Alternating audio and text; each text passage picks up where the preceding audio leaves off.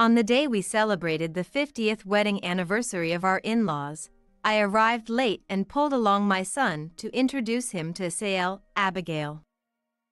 This is my son, Mark. Mark, say hello. I'm Mark. I'm 5 years old. Mark clung to me and looked at Abigail, shyly greeting her.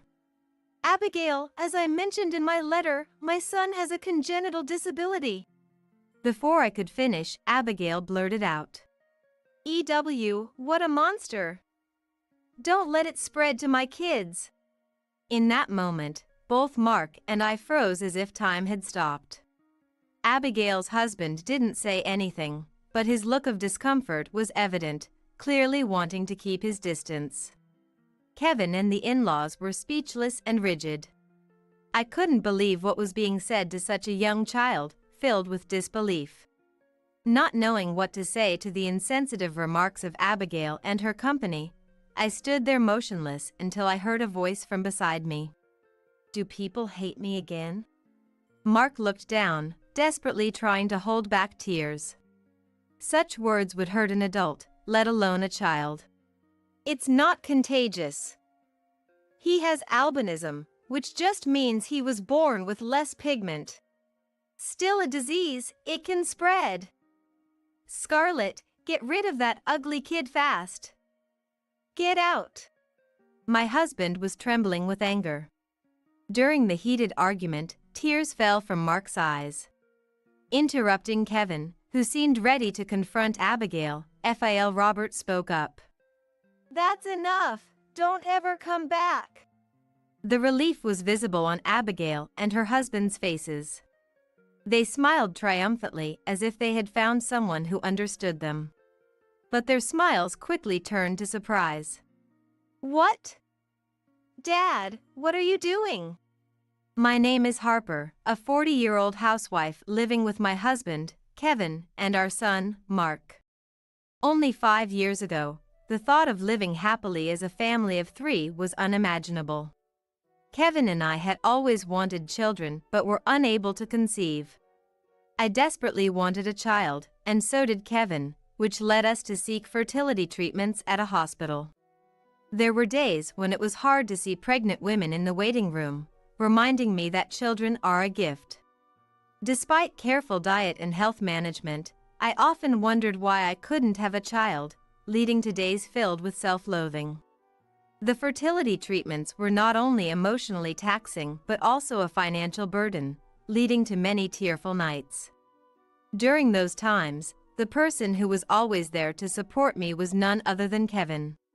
His encouragement, holding my hand, and accompanying me to the hospital were incredibly reassuring. It's okay, I'm sure our baby is just waiting for the right time to come to us. Miraculously, his words gave me hope, and I became more positive. The following year, our efforts paid off, and I became pregnant, sharing the news with in-laws Robert and Chloe, who were overjoyed. The baby grew healthy inside me, and we looked forward to the delivery day. On the day of birth, hearing the lively cries, I was deeply relieved and eagerly wished to see the baby's face. Yet, the child born had skin and hair so white and delicate, it seemed touching could break them, like an angel. Needless to say, Kevin and I were astonished. We were confused, as no one in our families had such an appearance. Why? The doctor explained our child had oculocutaneous albinism, a congenital condition known as albinism. Albinism? The 1 in 20,000 people. It's a disease associated not just with physical appearance but also vision problems and sensitivity to sunlight. I regretted not being able to give birth to a normal child after fertility treatments. However, seeing the baby, all that mattered faded away, and we embraced our child fully. Doesn't matter if it's a rare disease. Our child is as beautiful and precious as an angel. Exactly. This child chose us. Thank you, thank you. Thus, Kevin and I accepted our long-awaited baby positively and with hope. We named the child Mark and decided to raise him with love. Introducing him as our angel to the in-laws, they initially surprised, eventually warmed up to Mark's innocent smile. "It might be hard, but you two will surely overcome everything. If you ever need help, we're here for you." The in-laws accepted and promised to love and care for him together. Mark's main concerns were managing sunlight exposure and weak vision. When going outside, sunscreen is essential, and Mark also needs assistive devices for his vision. However, now, thanks to the internet, connecting with friends who share the same concerns has lessened the feeling of struggling alone. There are several considerations in Mark's life, but otherwise, he's a healthy and mischievous boy. Kevin and I are delighted to see Mark increasingly doing things on his own, and before we knew it, 4-5 years had flown by. During this time, we visited the in-laws' house for Christmas, long weekends, and whenever the timing was right. The in-laws live about a 10-minute bus ride away, and from the station, Robert always picks us up in his car, mindful of Mark's condition. "Thank you, always." "No problem. I can't wait to see my grandson." Once in the car, Mark always brightened up. Certainly, he liked cars, but there was a more pressing issue for him: the stares from others. When on the bus, some people would gawk or recoil at Mark's appearance, whispering or turning away. There were even times when people pointed their phone cameras at him, leading us to ask them to stop and shielding Mark from their view. Such actions deeply saddened me as a mother and sometimes made me angry, wondering why they would do such things. Affected by these stares, Mark would shrink into himself on the bus. Especially since turning 5, he would hide behind me or Kevin, or cling to Robert and Chloe, curling up small. Thinking how hard it must be for Mark himself tightened my chest with pain.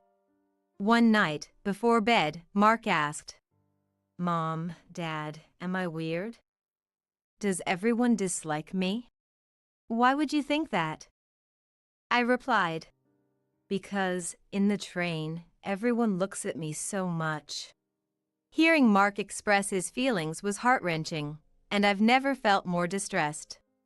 Kevin seemed troubled too, his brows slightly furrowed. I pulled Mark close, looked him in the eyes, and assured him, "You're not weird, and nobody dislikes you. Even if people look, you can hold your head high." With tears welling up in his eyes, he listened to my words and simply replied, "Okay, I understand. Mark, how about you sleep with Dad tonight?" "Okay. Read me a story?" Excited, Kevin headed to the bedroom with Mark. Watching them, I stayed in the living room, sighing. The 50th anniversary celebration for Robert and Chloe is coming up, and I'm a bit worried. At kindergarten, there are teachers to support and friends who are told about Mark's condition, which offers some comfort, but public places are a different story. Struggling with this challenge, discussing with friends, Mark, Kevin, and I were all searching for solutions. Recently, Kevin brought up the 50th wedding anniversary celebration of the in-laws. Abigail, my sister-in-law living far away, would be coming, and it was suggested we celebrate grandly with her family. Mark hasn't met Abigail yet. It might be a good opportunity, don't you think, Scarlett? Abigail too? Truthfully, I didn't have the best impression of Sale Abigail. Her family moves often due to her husband's job, and I've only met them once or twice. When Mark was born, I sent a letter but received no reply. Worried they didn't care about our family, I felt anxious about introducing Mark. When I shared my concerns, Kevin reassured me with a smile. "It'll be okay. Abigail isn't that bad, and her husband has always been nice to me." "Okay," I conceded, perhaps overly concerned about others' judgments.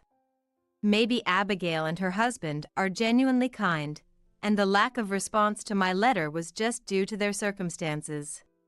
If they're coming all this way to celebrate their parents' 50th anniversary, we shouldn't dismiss their intent. While I could handle any comments about me, I worried whether Mark would be accepted or subjected to stares like on the bus, but we agreed to include Sael's family. And so, with lingering anxiety, we approached the day of the 50th anniversary celebration. Due to flight schedules, Sael's family would arrive later. For this special day, instead of Robert's car, Kevin and I escorted the in-laws to a high-end restaurant. Because we had a reservation, I said, "I'm Harper." And the receptionist led us to our room. Robert and Chloe, smiling happily, held Mark's hand as they walked to their seats. The stylish space, fitting about 10 people, was lit with soft lighting, creating a calm atmosphere.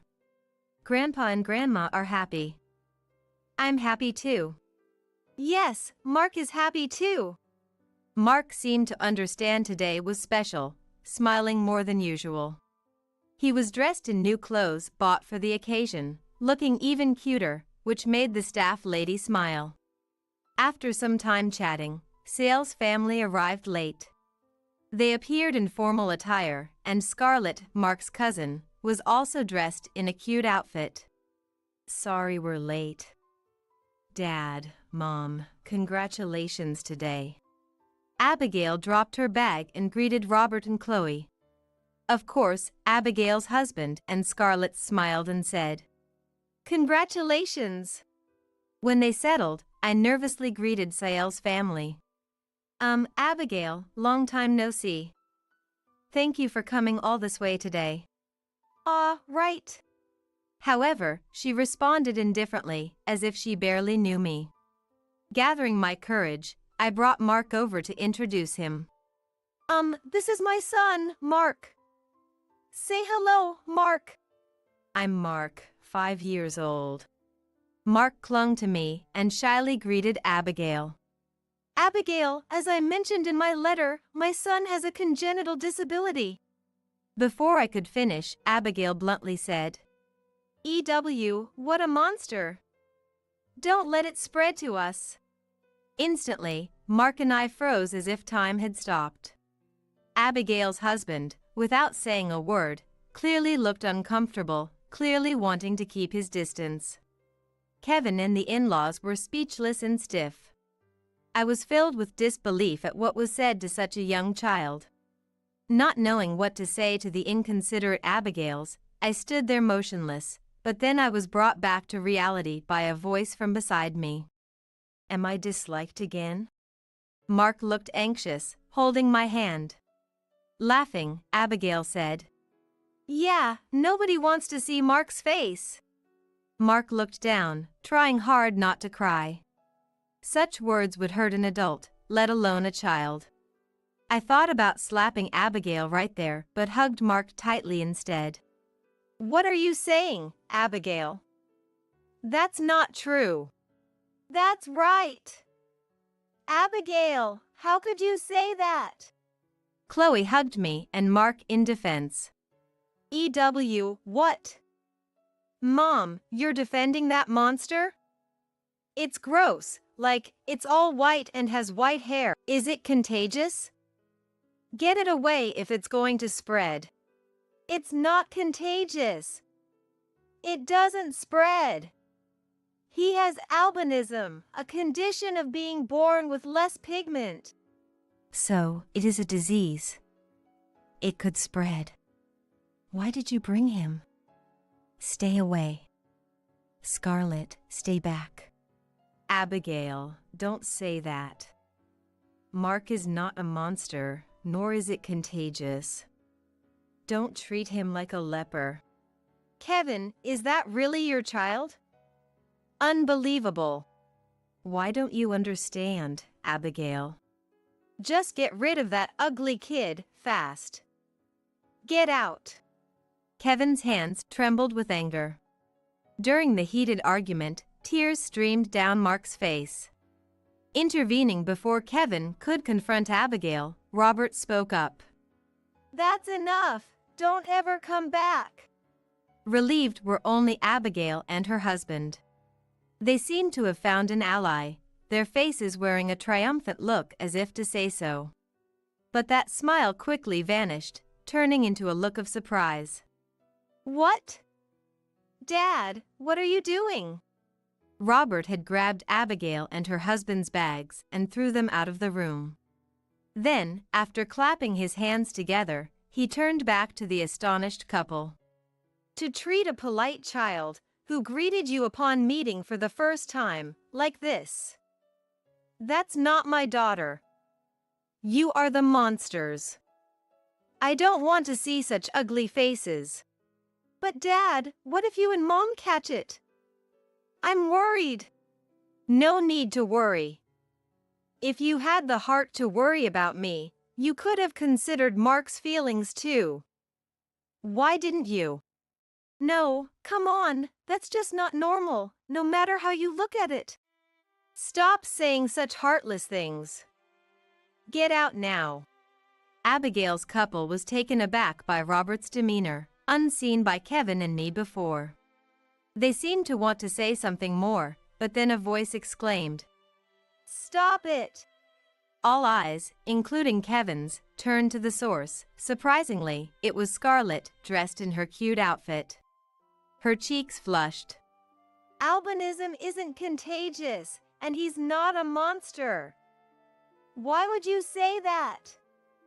Dad and Mom, that's awful.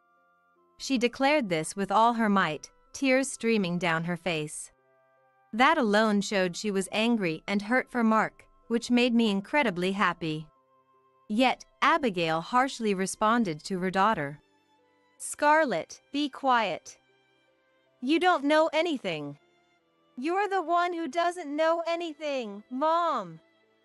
I'm so embarrassed right now. Hating Mark without even trying to understand him. I hate a mom and dad like that. Scarlett's almost shouting voice turned Abigail's couple pale.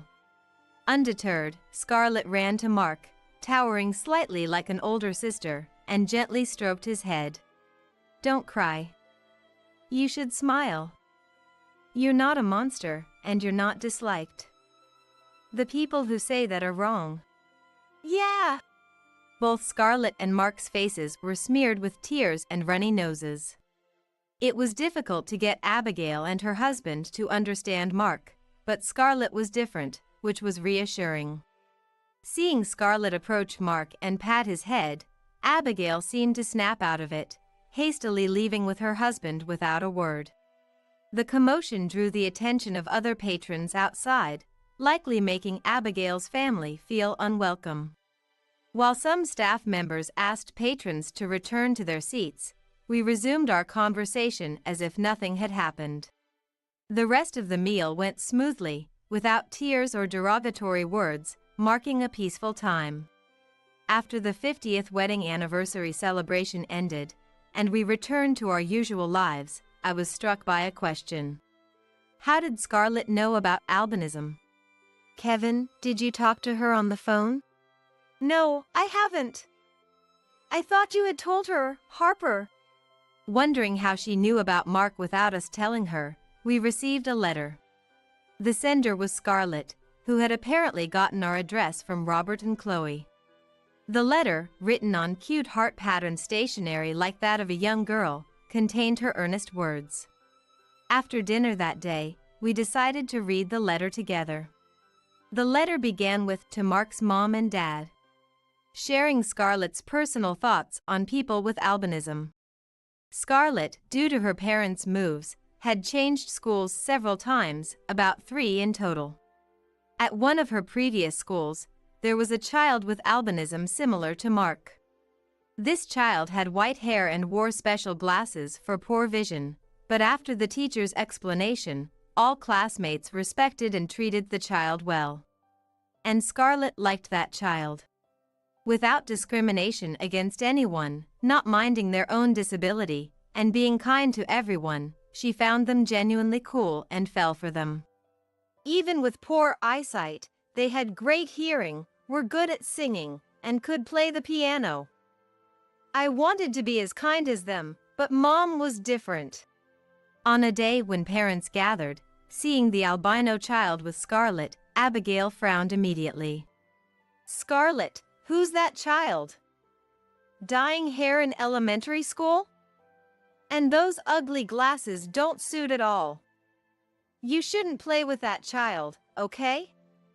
Understand? Saying so, she complained. Scarlett was filled with disbelief and felt very upset. Shocked and frustrated at her inability to retort her mother's heartless words. So, I felt relieved when I could finally speak up about Mark. Reading the letter made me feel warm, realizing Scarlett had been harboring those feelings during the 50th wedding anniversary celebration. Later, Scarlett settled in her current school and, driven by a desire to be understood, read an essay on albino awareness during an open class. My parents labeled my cousin a monster without trying to understand albinism. I think those who say such things have monstrous hearts. I hope more people understand albinism and refrain from saying terrible things like my parents did. I wish for a class where everyone respects each other as they did at my previous school, where a composition read on open day, advocating for mutual respect, was highly praised. At the same time, Abigail and her husband faced condemning stares and were embarrassed. Following that open day, they were viewed coldly by other parents in the neighborhood, and Scarlett was scolded by Abigail. But she seemed unfazed, hoping to grow up to be someone who can eloquently explain and support people with albinism. Please be kind and stand tall, Mark. I'll do my best too. See you. The letter ended with this message, accompanied by a cartoon character sticker that seemed like it could come from a girl's magazine, saying, "Your ally." Of course, Mark still can't read well, nor does he fully understand the meaning of the words. But when I carefully explained how to read it, Mark, with a happy smile, excitedly shouted, "Ally, ally." Seeing this made both Kevin and I happy, and we all ended up laughing together. In fact, since the day of the 50th wedding anniversary celebration, Mark, perhaps remembering Scarlett's words, has always stood tall, never shrinking, whether on the bus or at kindergarten. What kind of mental change occurred, I'm not sure, but it seems Mark has understood Scarlett's words in his own way. When going to meet the in-laws, as usual, we got on the bus and sat down. Some high school girls who seemed to have finished school early were talking about Mark. Covering their mouths, but their eyes laughing. "What's that? White hair." I was considering changing seats, but then I noticed Mark had also seen the girls and was staring back at them. "Mark?" When I called out to him, Mark, still looking at the high school girls, smiled back at them. Surprised, perhaps, the girls moved away, flustered. There were other times when we were talked about or stared at, but Mark began to smile back each time. The speakers would feel guilty, stopping their gossip and diverting their attention to their phones. It seems to be Mark's own way of handling situations, though I wondered where he learned such diplomacy. But upon reflection, Scarlett had encouraged him that day. "Don't cry, just smile." Those words must have resonated with Mark. It's not that there are no more people who mock or stare or demean based on appearance. In fact, we'll likely encounter more such people. Seeing Mark not just protected by me, his mom, but protecting himself, made me feel incredibly proud of his growth. Our child is striving to live with strength. Maybe it's thanks to Scarlett. I often think, if only there were more kind-hearted children like Scarlett. Discussing this with friends, I found support among other moms, leading to small educational gatherings in public spaces. If both those directly involved and those around them can understand each other, surely we can connect kind-hearted people and create a slightly kinder world than today. I hope for a world where more people, like Scarlett, understand and treat those with disabilities without discrimination, making it a better place for Mark to live positively. "There is no seat of mine." Olivia, oh, your seat? I canceled it. "Ava." Today is the wedding ceremony of my dear brother, Jack. Me, his real sister, not having a seat at the groom's side is unthinkable. What do you mean by cancelled? Oh dear. I mean exactly what I said. Your seat isn't here anymore. Laughing almost cartoonishly, adorned with numerous necklaces and bracelets, is Ava, the bride's mom. To me, she's just my sister-in-law's mom, not someone I usually interact with much. But, as it turns out, Ava and I have a bit of history. I'm Olivia, a 25-year-old singer. Since childhood, I've pursued my dream, enduring hardships and disappointments, but 3 years ago, I passed a crucial audition. That led to hit songs, and now I'm busy with solo concerts and TV appearances. I met my husband, Michael, at work, and we married a year ago. Both my professional and personal life are thriving. It's all thanks to the support of my family. Especially my brother, Jack, who's always been here for me. He had been claiming to me as, "I'm your first fan," since my debut. However, in the entertainment industry, I sometimes face criticism for being frivolous or chasing dreams endlessly. When Jack's marriage was decided, my biggest concern was exactly this. I worried if Jack would be badmouthed by his wife's family because of my career, but Mary and Ava, his wife and mother-in-law, smiled and supported my work. I was so happy with that, yet I never imagined today's wedding turning out like this. Come on, how long will you stand there? You're obstructing the other guests. Please leave quickly. What are you talking about? Today is my brother's important wedding. I'm definitely attending. How many times do I have to tell you? You don't have a seat. Just go home immediately. Then, a staff member from the venue, seemingly unable to watch any longer, came to help. If there's been a mistake, we can arrange a seat for you. What would you like to? It's fine. Today is my daughter's wedding. The presence of someone like her would only lower the grade of the ceremony. No need for unnecessary interference. What do you mean by that? Don't you get it? I don't want someone with a frivolous job like yours in my family. I cannot let that comment go. Please retract it. Where did I go wrong? I'm proud of my job. Just because you're a bit famous, you act so high and mighty. You're just a one-hit wonder, aren't you? You'll fade away soon enough. I was so stunned by her words that I fell silent.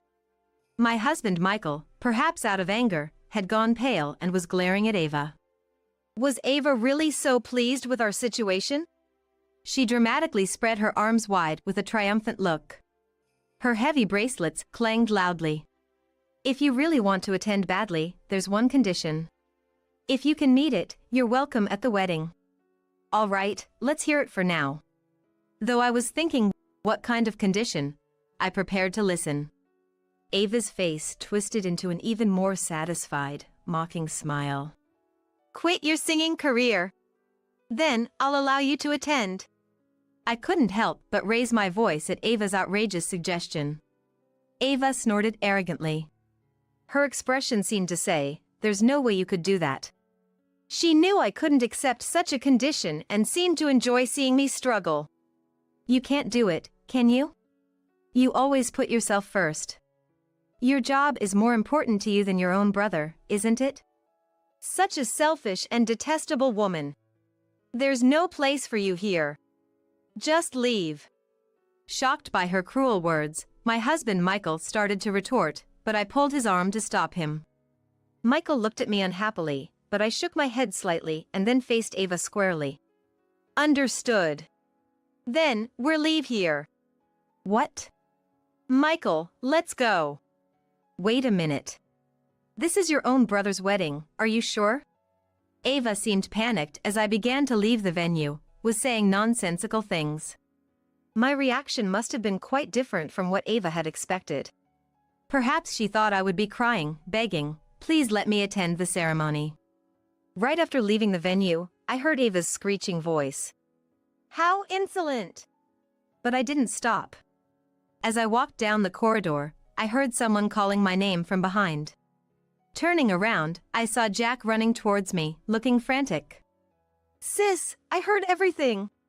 This is unbelievable, truly unacceptable. Jack, calm down a bit. How can I stay calm in this situation? Michael and I had to soothe an agitated Jack together. Once he calmed down a bit, I took a deep breath and faced him. I'm sorry, Jack. I didn't mean to cause trouble on your special day. This isn't something you should apologize for, sis. But why would Ava say something like that?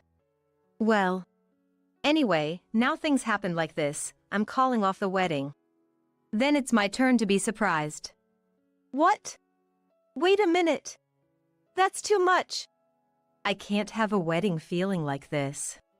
But what about Mary? I'm fine with it. Surprised by the unexpected voice, I turned to see Mary standing there.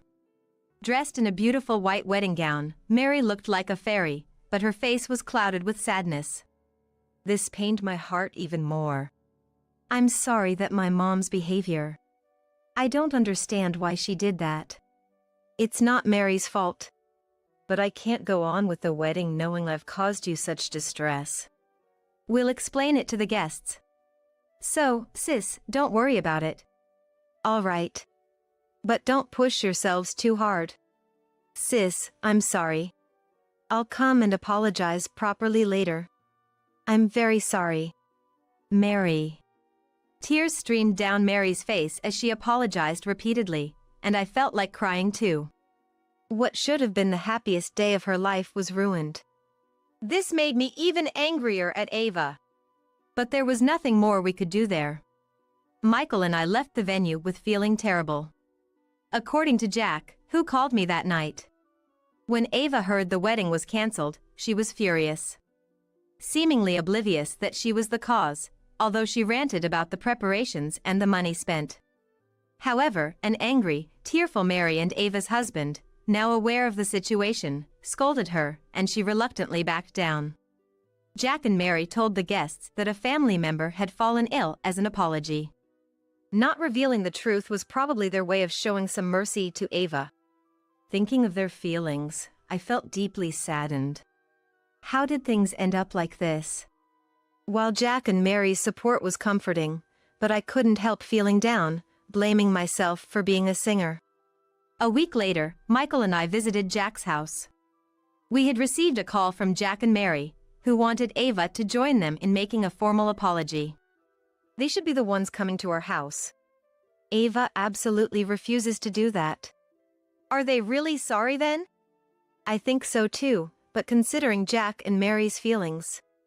I didn't want to see Ava, but after hearing Jack and Mary's earnest apologies on the phone, I couldn't refuse.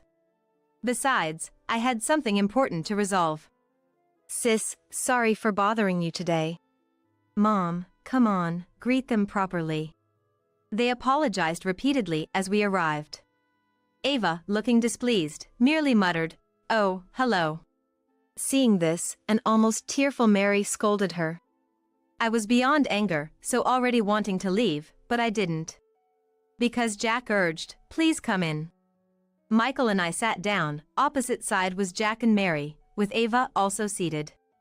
It's about. Mary began. I wanted to be a singer. It's embarrassing now. There's nothing embarrassing about it. Mary has more talent than anyone. Mom, please be quiet. As you can see, she was more enthusiastic about me becoming a singer than I was. Singing is the perfect career for Mary. Please, just be quiet. Ava, about to start shouting, was silenced by Mary's firm words. Of course, singing was my dream too. But as I realized there were better singers out there, my desire faded. Yet, Mom insisted I become a singer. So, 3 years ago, in my graduation year, I promised the audition I took that would be my last. If I passed, I'd pursue singing, but if I failed, I'd give up. And I failed. It wasn't just a failure. You made it to the final round. You were almost successful. As Ava exclaimed, I was intrigued by the audition 3 years ago. It was the same audition that kick-started my career as a singer. I had a suspicion. Mary, was that the audition? Yes. The same one Olivia passed. I participated too. I hadn't realized it at all. You only care about yourself, don't you? Such an unpleasant woman. Mary, with tears in her eyes, reproached Ava, who spat out her words with vehemence. As I watched the two of them, I finally felt a sense of understanding. Hearing Mary's story, Ava's past behavior finally made sense to me. And seeing Ava's attitude now, I decided to go through with a decision I had secretly made. I finally understand, Ava. Oh, what's with that look? How insolent. Honestly, I wasn't sure whether to say this or not. After all, you're Jack's mother-in-law. I didn't want to make a fuss. What do you mean? Ava, you've been saying it all along, haven't you? To introduce Mary for a singing job or to refer her to my agency. Eh? Mom, you said that? That was just small talk. Even for small talk, it felt like big pressure. You became more aggressive when I didn't take you seriously, and recently, you even threatened to sell my private photos to a tabloid if I didn't introduce her. Hey, that's practically threatening. Jack, enraged, leaned forward, but I gestured for him to stay calm. Next to him, Mary opened and closed her mouth in disbelief. She might have been too shocked to find words, not expecting her own mom to do such things. I felt a bit guilty, but I couldn't stop now. The incident at the wedding ceremony, was it your way of getting back at me because things didn't go your way? Mom, did you really do such a terrible thing? That is. You coward. Bringing this up in front of Mary. I knew Ava didn't want Mary to know about her actions. Mary would be hurt if she found out. That's why I had been hesitant to say anything. But I had explained the situation to Michael, then he nodded slightly at me from beside of me. Ava was ignoring Mary's attempts to stop her, approached me, veins throbbing on her temples. Let me make it clear. Mary has far more potential as a singer than you. If it weren't for you, she would have passed the audition. She could have been a singer, even a star. I let her marry into a less impressive family, thinking it might lead to a singing opportunity for her. How dare you take advantage of my kindness? Ava's intensity silenced not just me, but Jack and even Mary.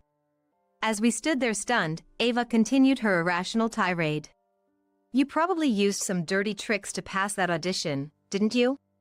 Bribe the judges, maybe even seduce them. You seem like the type of doing that really well. Even now, who knows what you're doing to get work? Mom, please stop. Mary's tearful plea seemed unheard by Ava. I was so overwhelmed, I didn't know whether to be angry or sad. Then, Michael spoke up. Olivia passed the audition on her merit. Aren't you a sweet husband? But your wife's popularity is just a fluke. Likewise, Mary failing the audition was a matter of merit. Michael's firm tone even caught Ava off guard. I remember that audition 3 years ago well. All the finalists were closely matched in talent. But Olivia had the strongest determination to become a singer. What right do you have to say that? You're not even involved. I am involved. Huh? I was a judge at that audition. I'm Michael, a music producer. Michael, the famous music producer Michael? Michael is known as a famous music producer whose works are all hits. Even those not well-versed in music have likely heard his name. He seldom appears in the media, so his face isn't widely recognized. That's why it's understandable that Ava hadn't recognized him. Ava blinked in surprise for a while, but then approached Michael with a sly smile. I had no idea that you were the famous Michael. You should have told me sooner. What would you have done if I had? Of course, I would have introduced Mary to you. She's a diamond in the rough. With your help, Michael, she could become a star singer. Enough, Mom. Do you even know what you're saying? Be quiet. I will make Mary a singer, no matter what. Stop it, please. Mary yelled with a voice that sounded to shake the room, tears streaming down her face as she glared at Ava. Her face was red with anger, fists clenched tightly, clearly furious from the bottom of her heart. In conclusion, Mom just wanted to make me a singer for her own vanity and desires. That's the worst. How can you say such things to your mother? A parent's dream is their child's dream. Children have a duty to fulfill their parents' dreams. Don't you understand that? I gave birth to a child with a talent for singing, just for this. Don't talk nonsense. The one talking nonsense is you. You could have been rich and famous. What a disappointment. That's it. I've had enough. I'm cutting ties with you, Mom. What? Are you out of your mind? From this moment, you are a stranger to me. Please leave. Mary, don't joke around like that. Get out. Mary, with a strength that belied her slender arms, pulled Ava and pushed her outside the door. Ava, having been thrown out, angrily pounded on the door. When Mary threatened to call the police if she didn't quiet down, Ava's anger turned to tears and pleading. Mary, why are you doing this to me? I've always done everything for you. Still saying that. Apologize to Olivia, you shameless woman. Watching Mary shout pained to me, but I was glad she stood by me to the end. I secretly decided that if Jack and Mary would have another wedding, I will definitely support them. 3 months after the incident with Ava. Ava, disowned by Mary, was also divorced and kicked out of her home by her husband. It was discovered that she had secretly incurred debts in her efforts to make Mary a singer.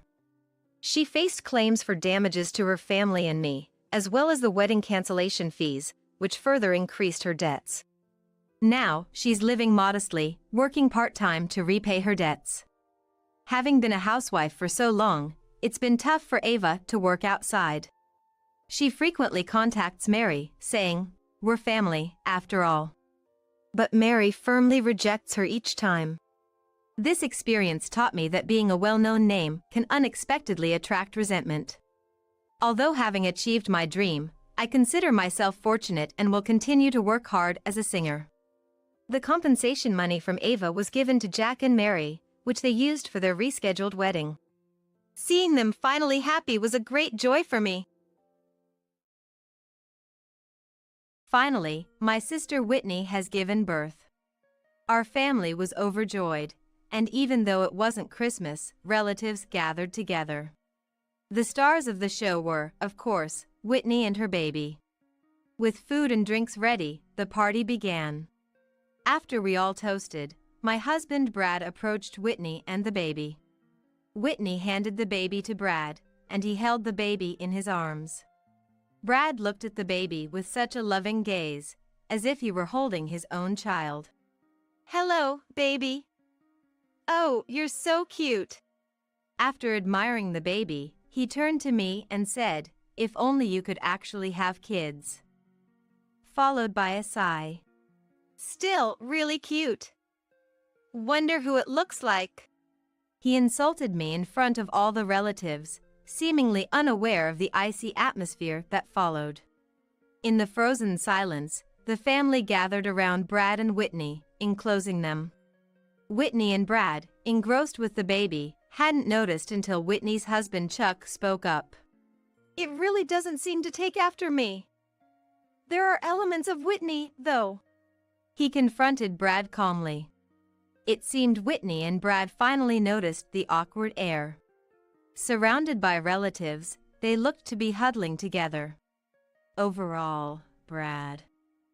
It seems to take after you, don't you think? Donald, Brad's dad, added insult to injury. Really now? Brad, it's the spitting image of you when you were little. His tone was cold, unfitting for the celebration. Seeing Brad taken aback, I couldn't help but let out a smile. Brad had no idea that I had been laying the groundwork with the relatives.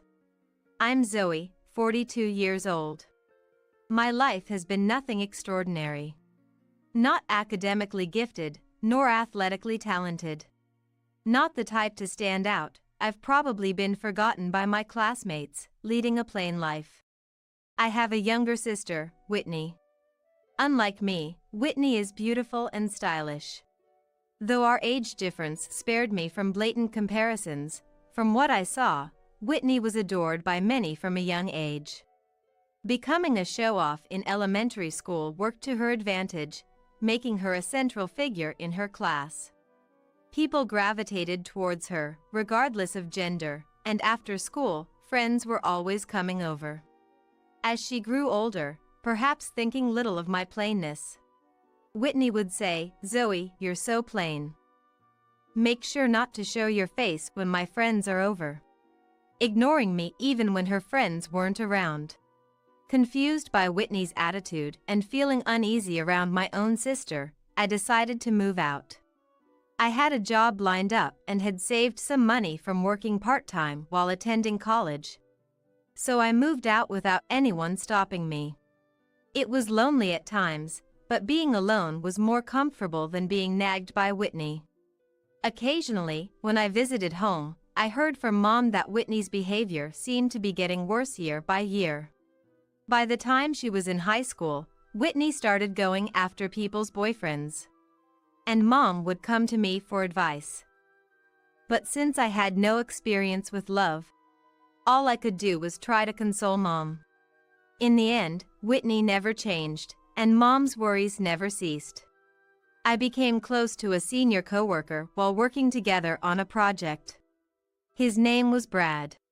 He was 2 years older than me, someone I had been on the same team with since the last project. I had never been approached by men before, but after the project ended and we all went out for drinks, he asked for my contact information. Even while drinking, I was the sober one, taking care of drunk colleagues and supporting the organizer, which apparently caught his attention. "How about we go out for dinner, just the two of us?" Thinking he had asked for my contact for work-related reasons, I was surprised by his sudden invitation. Finding no reason to decline and thinking this would be a one-time thing, I accepted his invitation. However, when we actually sat down to eat and talk, we got along so well that time flew by. Unable to suppress the feeling that I didn't want it to end with just this once, I found myself saying, "May I have the pleasure of inviting you out next time," in a surprising move. Perhaps it was the alcohol talking. I was flustered after saying those words. Brad looked stunned. "Oh no." I didn't mean that. I'm sorry. I meant for work advice, not that. I didn't have any ulterior motive." I rushed to explain, wanting to run away from the embarrassment. Then, ulterior motive. "You're an interesting person, Zoe." Brad burst out laughing. "I'd be happier if it was with ulterior motives." Suddenly serious, Brad took my arm. "Shall we go to another place?" I quietly nodded and followed Brad. I'll never forget that night.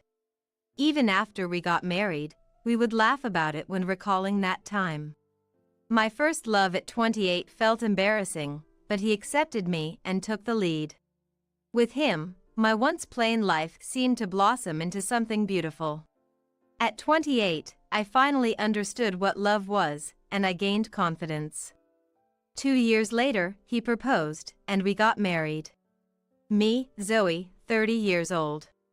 Married at a nice round age. And with a new name, I decided to start a new life.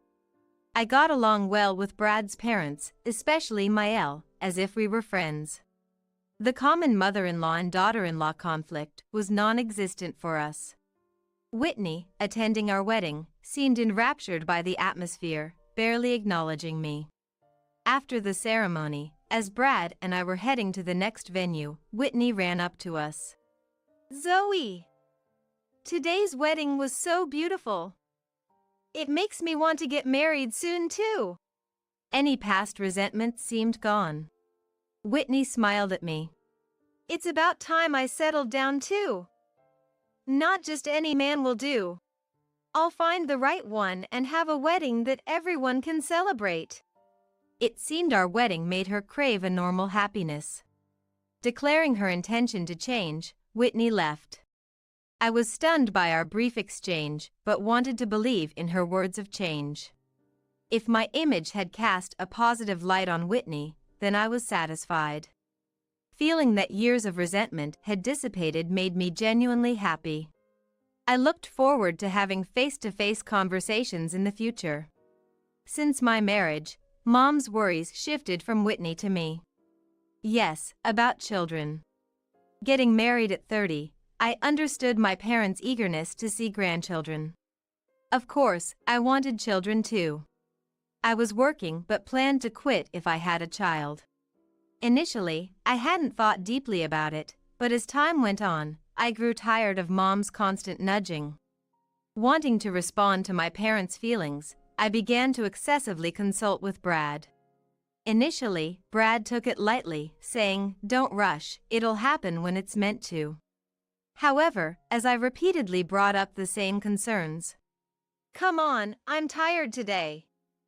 Let's not talk about this anymore," he started to visibly show his annoyance. 5 years into our marriage, we hadn't had children, and by that time, Brad seemed to have given up. I was 35 before I knew it. Nowadays, it's not uncommon for people older than me to have children. But I knew I was reaching the age where I had to prepare myself. I knew that if we truly wanted children, we would have to undergo the appropriate tests and treatments. And I was aware of how difficult that could be. Brad was saying, even without children, we have the option to enjoy life together. But I couldn't give up. Should we try getting tested, just once? Holding on to a last hope, I asked Brad. Brad was reluctant but agreed to go to the hospital. Perhaps thinking that if a problem was identified with either of us, I would give up. However, Brad's attitude became colder after we went for the tests. When we went back to the hospital to get the results, I understood why Brad was being cold. The issue with not being able to have children was on Brad's side. Unable to accept the test results, perhaps because of his pride, Brad started to take out his frustration on me. Unable to maintain a happy relationship, all I could do was wait for him to calm down. 3 years later, Brad's demeanor had improved compared to back then. But he still came home late or not at all sometimes. By that time, Whitney had finally found someone to marry. It had been 8 years since our wedding, and it seemed she had struggled a lot during that time. Her habit of playing around since her younger days was hard to break. And even when she found someone good, she would quickly lose interest, so relationships didn't last. However, the man Whitney found this time was broad-minded enough to accept all of her past actions. Moreover, we learned at their wedding that Whitney's husband was an elite businessman working for a major trading company.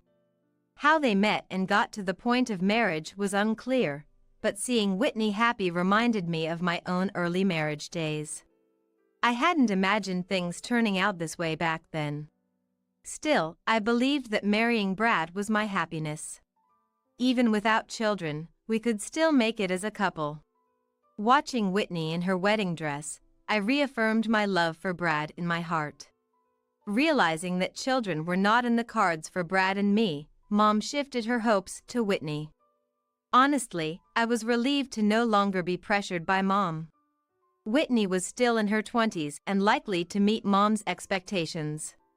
Somewhere inside, I too had hopes for Whitney. 3 years later, the grandchild Mom had been longing for was finally on its way, growing inside Whitney. Mom cried and thanked Whitney when she found out. Hearing this news, I felt like my worries were finally over. It had been such a long journey to this day. My relationship with Brad wasn't great, but I hoped this could be a turning point. We hadn't spoken much lately. Whenever he did open his mouth, it was only to make snide remarks, but Brad's attitude seemed to change when he learned about Whitney's pregnancy. Perhaps he felt guilty towards my mom for us not being able to have children.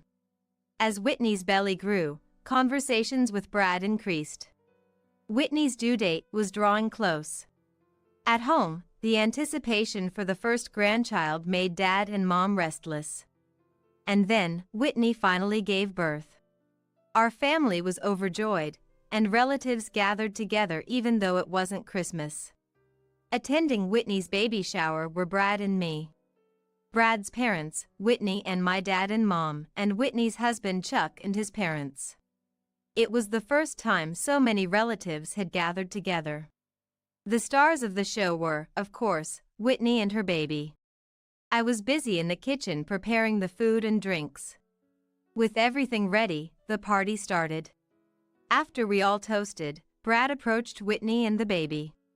Whitney handed the baby to Brad, and he held the baby in his arms. Normally, showing a baby to relatives would be a common sight, but something felt off. Brad looked at the baby with such a loving gaze, as if he were holding his own child. The affection he showed towards his wife's sister's child seemed a bit too intense. Without caring about that, Brad held the baby and murmured, "Hello, baby. Aw, you're so cute." After showering the baby with love, he turned to me and bitterly said, "If only you could actually have kids." Followed by a sigh. "Still really cute. Wonder who it looks like." He insulted me in front of all the relatives, seemingly unaware of the icy atmosphere that followed. In the frozen silence, my dad, Brad's parents, Chuck, and his parents gathered around Brad and Whitney, enclosing them. Whitney and Brad, engrossed with the baby, hadn't noticed until Chuck finally spoke up. "Really, it doesn't seem to take after me. It seems to have few similarities with Whitney too." He calmly confronted Brad. It seemed Whitney and Brad finally noticed the awkward air. Surrounded by relatives, they appeared to be huddling together. "Overall, Brad, it seems to take after you, don't you think?" Brad's dad added to the tension, saying, "Indeed. Brad, it's the spitting image of you when you were little." His voice was cold, inappropriate for the celebration. Seeing Brad taken aback, I couldn't help but smile. Brad was unaware that I had been laying the groundwork with the relatives. Months ago, I happened to see Brad's mobile phone. That day, I had taken the morning off to go to the hospital and found Brad's phone left on the dining table. Thinking to deliver it to him at work later, I was about to put it in my bag when the phone vibrated. Curiosity led me to glance at the screen, displaying a message from Whitney. "Your baby is growing bigger." My blood ran cold. Next, I was seething with anger. Whitney was trying to steal Brad. Given Whitney's past behavior, there was no doubt in my mind. To confirm, I looked at the message exchange between Whitney and Brad. It was an affair.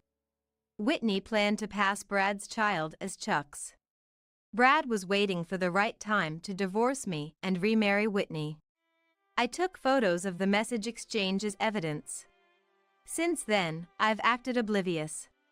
Brad's parents believed me immediately due to our close relationship. They also felt sorry for their son's actions. I approached Chuck about it once before Whitney gave birth. He seemed to have had suspicions about Whitney's pregnancy. Showing him the evidence, he agreed to my plan. And so, we've come to this moment. Brad, caught off guard, while Whitney smiled brightly. "Stop it, everyone, that's such a bad joke," she said, feigning innocence. "Would you stop your bad jokes?" The voice trembled with anger. I felt sorry for asking everyone to play along until now. And Whitney seemed to finally sense the deep loathing in his angry voice. Whitney's complexion changed. Noticing this, Brad stepped in to defend her. "Hey, Whitney's just tired from giving birth. No need to speak like that." I confronted Brad, fueled by the future he planned for his mistress. "I see you can be kind for the sake of your future wife." I showed him the screen of his mobile phone. The photo of the message exchange with Whitney. Brad, shocked then glaring, yelled, "What the hell is this?" He stood up, grabbing me by the collar. When did you start doing such dirty things? He didn't even try to make excuses. It would have been better if he had tried to explain it was all a misunderstanding. When he raised his fist at me, Chuck intervened. Stop raising your hand to a woman. The grip Chuck had on Brad's arm was forceful. Brad shook off his hand and retorted in frustration. Saying that. Aren't you two the ones in a shady relationship? Retreating while rubbing his grabbed arm. Whitney, seizing the moment, jumped into the fray. Yeah.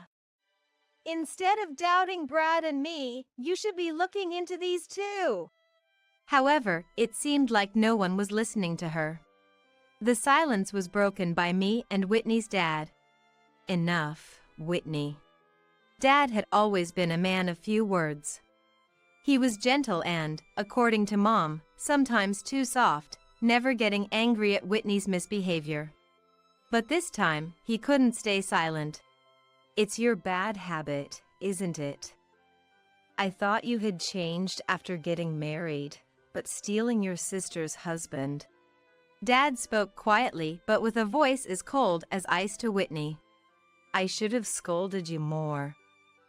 I didn't want you to see me like this. After giving me a sorrowful look, Dad slapped Whitney's cheek hard. Ouch! Looking down at Whitney holding her cheek, he sighed and then turned to Brad. No, Donald. It's not like that. This is all a misunderstanding. Brad finally tried to defend himself just as Dad's fist hit him. Brad crumpled to the ground. Then, Dad loudly said to them, The pain you're feeling is nothing compared to what Zoe and Chuck went through. Do you understand? Whitney's sobbing could be heard, though it was doubtful if her tears were from remorse. Dad turned to Chuck and his parents to apologize deeply. I'm truly sorry for the unforgivable act my daughter has committed. Mom also apologized next to Dad. Then to Brad's parents, I'm sorry for raising my hand to Brad in front of you, apologizing deeply once again. Brad's parents also apologized to us. What is this? I did nothing wrong. Brad began to shout, breaking the silence. It's all because Zoe is infertile. What a pitiful sight. So, it's not my fault. Whitney also started to struggle. It's Zoe's fault.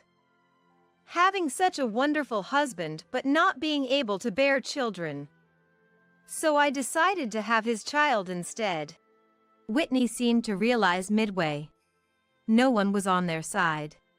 Cold stares were fixed on them. I decided to make it clear. Listen, Whitney. I struggled to keep my anger from seeping into my gentle tone. The cause of infertility wasn't me. Wah! Whitney was stunned. We had fertility tests done. Everyone listened silently to my voice. The results showed that Brad was the cause. The room went quiet. Wah! No, that. Whitney's eyes began to dart around. A habit when she's hiding something. Brad? That's a lie, right? Whitney confronted Brad, but he was deflated. I don't accept those test results. Brad couldn't accept that he was the one unable to have children, but I showed the hospital's test result papers. Dad and Mom looked at the evidence, and from Whitney's reaction, it seemed they realized something. Whitney, whose child is that baby really? Delivering the final blow. It's Chuck's child, obviously. She seemed unaware that her story was changing by the moment. Then, to put Chuck's mind at ease, why not do a DNA test? Whitney's eyes darted around nervously. There's no need for that. It's Chuck's child. Mom approached Whitney, speaking to her with the gentleness one uses with a small child. Whitney, let's get tested, shall we? I want to believe you, Whitney. Let me believe you this time. Her voice trembled towards the end. Mom was sobbing, huddled over. You're old enough, Whitney. It's time to take responsibility. Dad told Whitney, then apologized again to everyone gathered. He promised to report the results later, and Whitney's baby celebration party came to an end. Whitney stubbornly refused the DNA test, but her attitude only spurred our parents more. Dad tried to persuade Whitney himself, but she wasn't willing to listen. Eventually, without Whitney's consent, the test was forcibly conducted. Meanwhile, I had moved out of the house I shared with Brad. Brad, still not accepting his infertility, joked, "So, Whitney will move in after you leave." But I was already starting the divorce proceedings, undistracted. Months after the family gathering, Mom contacted me about Whitney's DNA test results. We were to return to our parents' house to hear the outcome. Brad, Chuck, and I listened intently to the results, which were unexpected by all. A heavy sigh escaped everyone's lips. The father of Whitney's child was neither Chuck nor Brad. What on earth does this mean? Dad couldn't contain his anger, even more furious than when he had slapped Whitney. What does this mean, you say? Whitney asked rhetorically, but no one supported her. Whitney, explain yourself. Chuck admonished her in a low voice. Resigned, perhaps realizing she couldn't escape the truth any longer, Whitney explained in a small voice. I don't know who the father is. Chuck was so busy with work right after we got married, and I felt so lonely. Her voice gradually turned whiny. It's not my fault Chuck made me feel lonely, right? The child is innocent. Let's pretend that night never happened. Please. Whitney moved closer to Chuck, not Brad. So, what about you and Brad? Chuck asked gently. Right. Brad was just for fun. I was entertaining him because things weren't going well with Zoe. Whitney glanced at Brad and laughed. Besides, Brad may come from a wealthy family, but he's so stingy. He never spoiled me. Chuck, you're the only one for me. Whitney clung to Chuck's arm. Brad, faced with the realization of his infertility and Whitney's abandonment, was just staring blankly. So it is. Chuck muttered softly, then forcefully shook off Whitney's clinging arm. Whitney fell off the couch, but Chuck stood up, towering over her. I've had enough. Talking to you any further is a waste of time. His eyes filled with hatred and sorrow. Dad and Mom said, we'll send the divorce papers later. Thank you for everything up to now. Without giving Whitney another look, Chuck left the house. It's the expected outcome, Mom said, placing a hand on Whitney's shoulder. From now on, you're nothing to me. Leave this house immediately. Mom had always ultimately accepted Whitney despite her behavior. But this time it seemed she had reached her limit. I've been too lenient. But don't worry, I won't bother with you anymore. Live strong on your own. We had never seen Mom react so coldly before. But her resolve seemed firm, as if she had come to a clear decision. Dad agreed with her decision, and it was decided that Whitney would be kicked out of the house. So, how long do you plan to stay here? I asked Brad, who was left behind. Brad slowly looked up at me. Then, as if realizing something too late, he asked, Zoe, that kid wasn't mine, right? If so, I'm innocent. Whitney was just playing around, as she said. So, why don't we call off the divorce and start over? I was speechless. After all the mocking, he had the nerve to say that. I have no intention of starting over with you. I wish I never have to see you again. So please, leave this house right now. I grabbed a mop nearby and hit Brad with it. Get out now! I shouted as I chased him out. Later, I finalized the divorce with Brad. I had gotten along well with Mil and wanted to keep in touch, but it wasn't to be. Mil and I had a farewell meal together, mourning our separation. Upon learning of my divorce with Brad, Whitney, who had been hesitant, agreed to divorce Chuck and finally left the family home. She seemed to intend to move in with Brad, but he refused her. Brad, too, was no longer in a position to support Whitney financially. After our divorce, Brad left his job due to discomfort at our shared workplace. He tried to help with the family business but became estranged from his family and is now looking for new employment while surviving on part-time work. Of course, with alimony payments to me, his life is far from easy. Whitney moving in would be nothing but a nuisance, especially considering she played with his feelings. Shunned by her family, abandoned by Brad, and pursued by Chuck for alimony, Whitney began to drift through the night streets, escaping from everything. But she wasn't the type to attract ordinary men anymore. Once relying on her beauty, post-pregnancy Whitney did nothing to restore her figure, losing all remnants of her past glory. Unable to escape the glory of being adored in her youth, she became obsessed with a man she met in a nightclub. Drowning in debt and resorting to selling herself, she has fallen to a point of no return. Dad and Mom hired a detective agency to track Whitney's whereabouts, determined never to let her return home. They sold the family home and moved to a condominium in the next town. Mom, sharing this with me, looked sad but resolved not to extend a helping hand to Whitney. If her life were in danger, that'd be different. But that's it. We've decided not to do anything more. Mom's too gentle to bear Whitney's current state, but knows extending help again wouldn't lead to her reform. This is what being a mom is about. Though I never had children of my own, witnessing Mom's compassion and strength fills me with respect. Dad and Mom have taken in Whitney's child, who is nearly 2 years old. His rapid growth is astonishing, and I've been experiencing childcare during visits to my parents' house. I wonder what kind of adult this child without Dad or Mom will become. Yet, I'm determined to shower him with enough love to never feel lesser for it. Today, once again, I received an email from Mom about Whitney's child.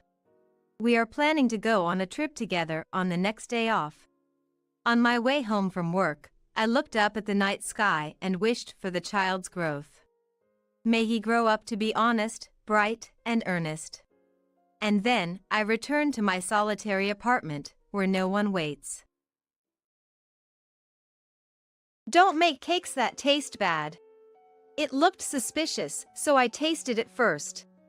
I felt it so unhealthy, though I threw the garbage out the window. In an instant, I realized this situation was a complete disaster. You threw away the cake? I'm still at work. I am Karen. I'm 28 years old and work at a bank. I got married last year and am still in the honeymoon phase. My husband, Mark, is 30 and works as a pharmacist. We met on social media, of all places. I love music and often post about my favorite artists. Mark shared my passion for music. At first, we communicated through direct messages. I was hesitant to meet someone I knew only in social media. But, strangely, I found myself wanting to meet Mark. He lived about an hour's drive away, it's not far from my home. I figured a meal would be harmless, so I gathered the courage to meet him. Surprisingly, I felt completely at ease, as if we'd met before. Our conversation flowed without a break. I found myself passionately talking about our favorite artists. Perhaps because we'd been in touch every day, there was a strangely close feeling. After that, we went out for meals a few times. From good morning to good night, we were in constant contact. Before I knew it, I was eagerly awaiting his messages. And then we officially started dating. It was surprising, even to myself. My mom passed away from illness soon after I started working. We had a close relationship, like friends. Being from a single-parent family, I felt very lonely. That's when Mark came into my life. To me, Mark was a savior. He's also very dedicated to his work. When we're together, Mark seems most animated when talking about work. He listens attentively to my work-related issues and supports me. That's what I love about Mark. Mark's mother, Jane, has been incredibly kind since when we started dating. Knowing I don't have parents. Karen, you can tell me anything. Whether it's troubles or complaints, anything is fine. I want to be close to you. Let's not be formal and just be ourselves. She always looked out for me. Eating out is nice, but homemade meals are good once in a while, right? She would say like that, and invited me to enjoy her home cooking. When Mark proposed and we decided to get married, she cried tears of joy. Since I don't have parents, we decided not to have a wedding. Jane, understanding and kind, was all right with that. After we got married, Jane moved in with us. Mark's father passed away when he was young, and Jane raised him single-handedly. In today's world, where it's normal for women to work, but some people still oppose it. One of a friend of mine struggled with this problem, so it was on my mind. I love my job and wanted to continue working even after getting married. But I got married, it wasn't just about what I wanted. When I talked to Jane about this, "Isn't it wonderful to enjoy your work? Of course, I'll help you. I'll do the household chores, so don't worry. It makes me happy to have a job to do. I get restless if I'm not doing something. Leave the cleaning and doing laundry to me." She understood and supported my desire to work, making mother-in-law issues non-existent. Going out with Jane on days when Mark at work is really fun. Though everything seems perfect, there is someone I struggle with. Mark has an older brother, Tom, and his wife, Betty. Tom got married 6 years ago and has a 5-year-old daughter, Sally. When we first met after our marriage was decided, "You seem like you're good at sucking up, getting along well with Jane." Lucky for you. Her comment, which sounded like sarcasm, left me speechless at our first meeting. I tried to minimize contact with her, but it's not always easy. Betty often leaves Sally with Jane. "I'm going for a drink today, so please let her stay over. She's picky with food, so just give her some bread for now." She would hand over a single Danish before leaving for her weekly outings. Even if she loves Danish, eating the same thing over and over isn't good. Jane would say this with a wry smile. But Sally is a really picky eater, only eating sweets or Danish. Sally is smaller than other kids her age. I was a bit concerned but didn't think too deeply about it because she seemed healthy. Jane adored Sally. Although I had doubts about Betty's weekly outings, but it made Jane happy, so I let it be. Betty, a stay-at-home wife, dislikes working women. She wasn't pleased about me working. When Mark and I were getting married, marriage only makes sense with someone who can perfectly manage household chores. Carefully choose someone who can handle quality ingredients to avoid getting sick. Usually, working women are arrogant, so think it through. She was negative towards me. Betty is stubborn and set in her ways, rarely listening to others. Thanks to Jane's support, Mark and I were able to get married. Even after our marriage, Betty would insult me whenever she saw me. A woman's worth is in childbearing, not just working. Start raising kids early. I doubt you're cut out for it. Working and parenting are totally different. Career women always seem so self-centered. She constantly belittled me. Amidst this, we decided to celebrate Jane's 60th birthday. Since she's always been so kind, I wanted to do something special for her. Due to a pandemic, we planned to have it at home. As the host of the party, I was in charge of cooking. I knew Jane's favorite dishes and was excited planning the menu. The number of attendees was 6 in total, including my family and Tom's family. I planned to take the afternoon off to prepare for the day. But, due to a sudden issue at work, I had to work the whole day. Such last-minute changes were common in my job. So, I had to adjust my plans. I had planned to cook in the afternoon, but that was no longer possible. I quickly ordered the steaks and appetizers I had previously thought of. When I told Mark about this, "I'll probably finish work earlier, so I can pick them up. Don't worry. The steak will be a hit." I was relieved that we could start at the planned time. I was also planning a surprise, which made me smile just thinking about it. Just as I was about to finish work, I received a call. It was from Betty. She rarely made phone calls, so I wondered what was up. She sounded in a bad mood. "Hey, Karen. Where are you for Jane's 60th birthday celebration? Get ready quickly. You said you were in charge of cooking, but I bet you haven't done anything. I only feed my child with organic products, so don't buy anything weird. Make sure the dishes are photogenic. And where's the key? I can't get in." She was aggressive right from the start. With so many complaints, I didn't know what to respond to first. But I wasn't late. There was still over an hour until the meeting time, but she acted as if I was delaying things. Also as the food, but all expenses were on us. So she really wasn't in a position to complain. "Betty, aren't you come a bit early? There's no one at home right now. Mark will be home soon, so you can ask him then let you in." Her voice sounded as irritated because she wanted to get into the house early. I think she just came early because she had nothing else to do. "Hurry up! Waiting in this heat is like telling to get heat stroke," she said. "Please wait in your car to avoid the heat. It won't be much longer. Sorry." After I said this, "Hurry up! I don't want to waste gas." And she hung up abruptly. It seemed she was upset because Jane happened to be out and nobody was home. I contacted to Mark, and he said he was almost home, so I left her to him. The thought of going back was daunting. Because of worrying about Betty's behavior, I decided to call Mark before heading home to check on things.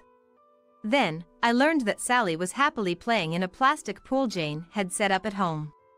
Just as I was about to head back, relieved, but I received another call from Betty. Apprehensively, I answered, only to hear, "Don't make cakes that taste bad." It looked suspicious, so I tasted it first. I felt it so unhealthy, though I threw the garbage out the window. In an instant, I realized this situation was a complete disaster. "Did you throw away the cake? I'm still at work, and I didn't make that cake." Turns out, she had thrown the cake out the window. Hearing this fact, I panicked. The cake was actually the highlight of the day, a surprise cake for Jane. Moreover, someone had painstakingly made it for her. Betty refused to believe that I hadn't made it. "Huh? I can't believe someone who cooks regularly would make a cake like that. I was shocked you were planning to serve it. Shame on you." And she completely refused to believe it. I decided to rush home to assess the situation. Then, I heard Sally crying over the phone. The worst possible turn of events. Apparently, the cake had fallen where Tom and Sally were playing outside. The cake was a surprise that Tom and Sally had made for Jane the day before. Originally, I had planned to make the cake. While talking to Mark, I learned Sally was enjoying helping out in the kitchen. Thinking it would be special, I suggested to Tom that Sally could help make the cake, to which he agreed enthusiastically. Unfortunately, Betty was out at the time and unaware of this. It was a plan to make Jane feel extra special with a cake made by her beloved Sally. Sally's crying was getting louder on the phone. Unable to stay put, I hurried to go home. When I arrived, the atmosphere was tense. Tom was normally calm, but was raising his voice. "Regardless of who made it, it's not right to just throw it away. And who opens the fridge in someone else's house as they please? Don't you have any common sense?" To this, Betty responded, "I just didn't want Sally to eat something strange. Food is important. Unlike you, I'm taking parenting seriously." Betty and Tom started a heated argument. Jane was desperately trying to comfort Sally. I suspected Betty threw away the cake I made for out of spite. After handing Sally to Tom, Jane angrily confronted the situation. "How can you do something like this? This is not what adults do. Even children understand that. And what's this about organic? Feeding her only Danish all the time is not healthy. She needs a varied diet. Sally is the one suffering. This was the first time I saw Jane was angry. I was shocked. But she voiced everything I couldn't say. Despite Betty was unyielding. She's just picky. What's wrong with letting her eat Danish she likes? If I'm going to be criticized for every little thing, I won't bother leaving her with you anymore. I thought I was doing you a favor since you're always so free. Tom couldn't stay silent. Doing you a favor? Sally had been taken care of, isn't her? You're out every week, and is it your right attitude? Tom was right. I knew Jane sometimes canceled her plans for Sally. Realizing Betty brought her over with such intentions made me feel sorry for Sally. Jane couldn't stay quiet either. What do you think Sally is? Aren't you her mother? It's not okay to leave your child every week to have fun. Have you ever really thought about her picky eating? It won't get better by ignoring it. She barely plays outside, right? Her skin is so pale in the summer. Betty was furious at this. Girls should have white skin, and being small is cuter. Playing outside would make me tan too. It's just a cake, and you're blowing this out of proportion. You guys are creepy family. I had been silent about something until now. Betty had frequently harassed me. For example, she secretly added a lot of salt to the food I made, making it too much salty. And some of the accessories I bought during my single days disappeared from our house. I seized the moment to reveal everything. Betty became quiet and embarrassed. Tom was shocked and kept apologizing. The atmosphere was far from celebratory. Tom revealed that he had seen unfamiliar accessories at their home.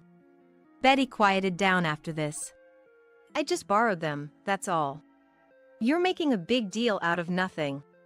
Betty's excuses were painfully inadequate. Then, Sally spoke up. Mom, it's not nice to be mean. If you want something from a friend, you have to ask. My kindergarten teacher said so. If you make a mistake, just say sorry and you can be friends again. If you made a mistake, Mom, just say sorry and it'll be okay. Everyone was instantly soothed by Sally's words. Tom and his family understandably felt uncomfortable. Tom then said, Maybe we should go home today. He suggested. But I knew leaving now wouldn't be good. It would make it awkward next time. I insisted they stay. I didn't want this milestone birthday party to end on a sour note. I hurried to the fridge. I thought about what I could make with the leftovers from yesterday. Luckily, there was still cream and fruit. There was still time. I quickly shifted to hosting a crepe party. We had appetizers and steaks, too. I invited Sally to help me for making crepes. Sally was in a great mood again. Everyone was soothed by her cheerfulness, which helped them reset their emotions. The 60th birthday party for Jane finally started. Betty looked uncomfortable, but today was about celebrating Jane. We all enjoyed steaks, gave presents, and ate crepes. Sally's cheerful demeanor was soothing to everyone. Children are angels, really. I later learned that Betty had been quite domineering at home too. Since that incident, she had become much more subdued. In a way, it was a good opportunity, I think. This incident shed light on aspects that were previously unseen. Betty had a habit of overspending, indulging in daily lunches with her friends. Tom confronted her and learned everything. As a result, Tom took over managing their finances, which put an end to her extravagant spending. With less to do at home, Tom encouraged her to start a part-time job. It seemed she's finally feeling the challenges of working outside. It had been a long time since she had worked outside, at her part-time job, a veteran employee told her. Someone with such a long break is not useful. It's not worth the hourly wage if you can't learn quickly. Get up to speed and become competent. It appeared she was being trained quite rigorously. when she returns home unable to do much because of exhausted. Naturally, she's not making homemade organic meals anymore. Their reliance on prepared food from supermarkets were increased.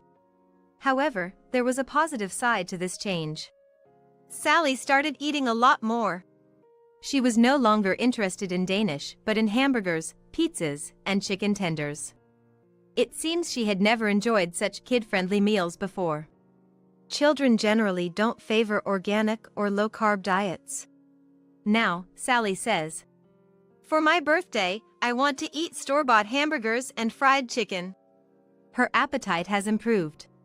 While junk food isn't great every day, but enjoying what you eat is important. Enjoying food is also a part of food education. Betty used to post about her organic dishes on social media. They were always stylishly presented, regardless of taste. But after this incident, she stopped doing that.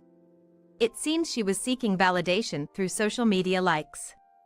It's the best for being stopped.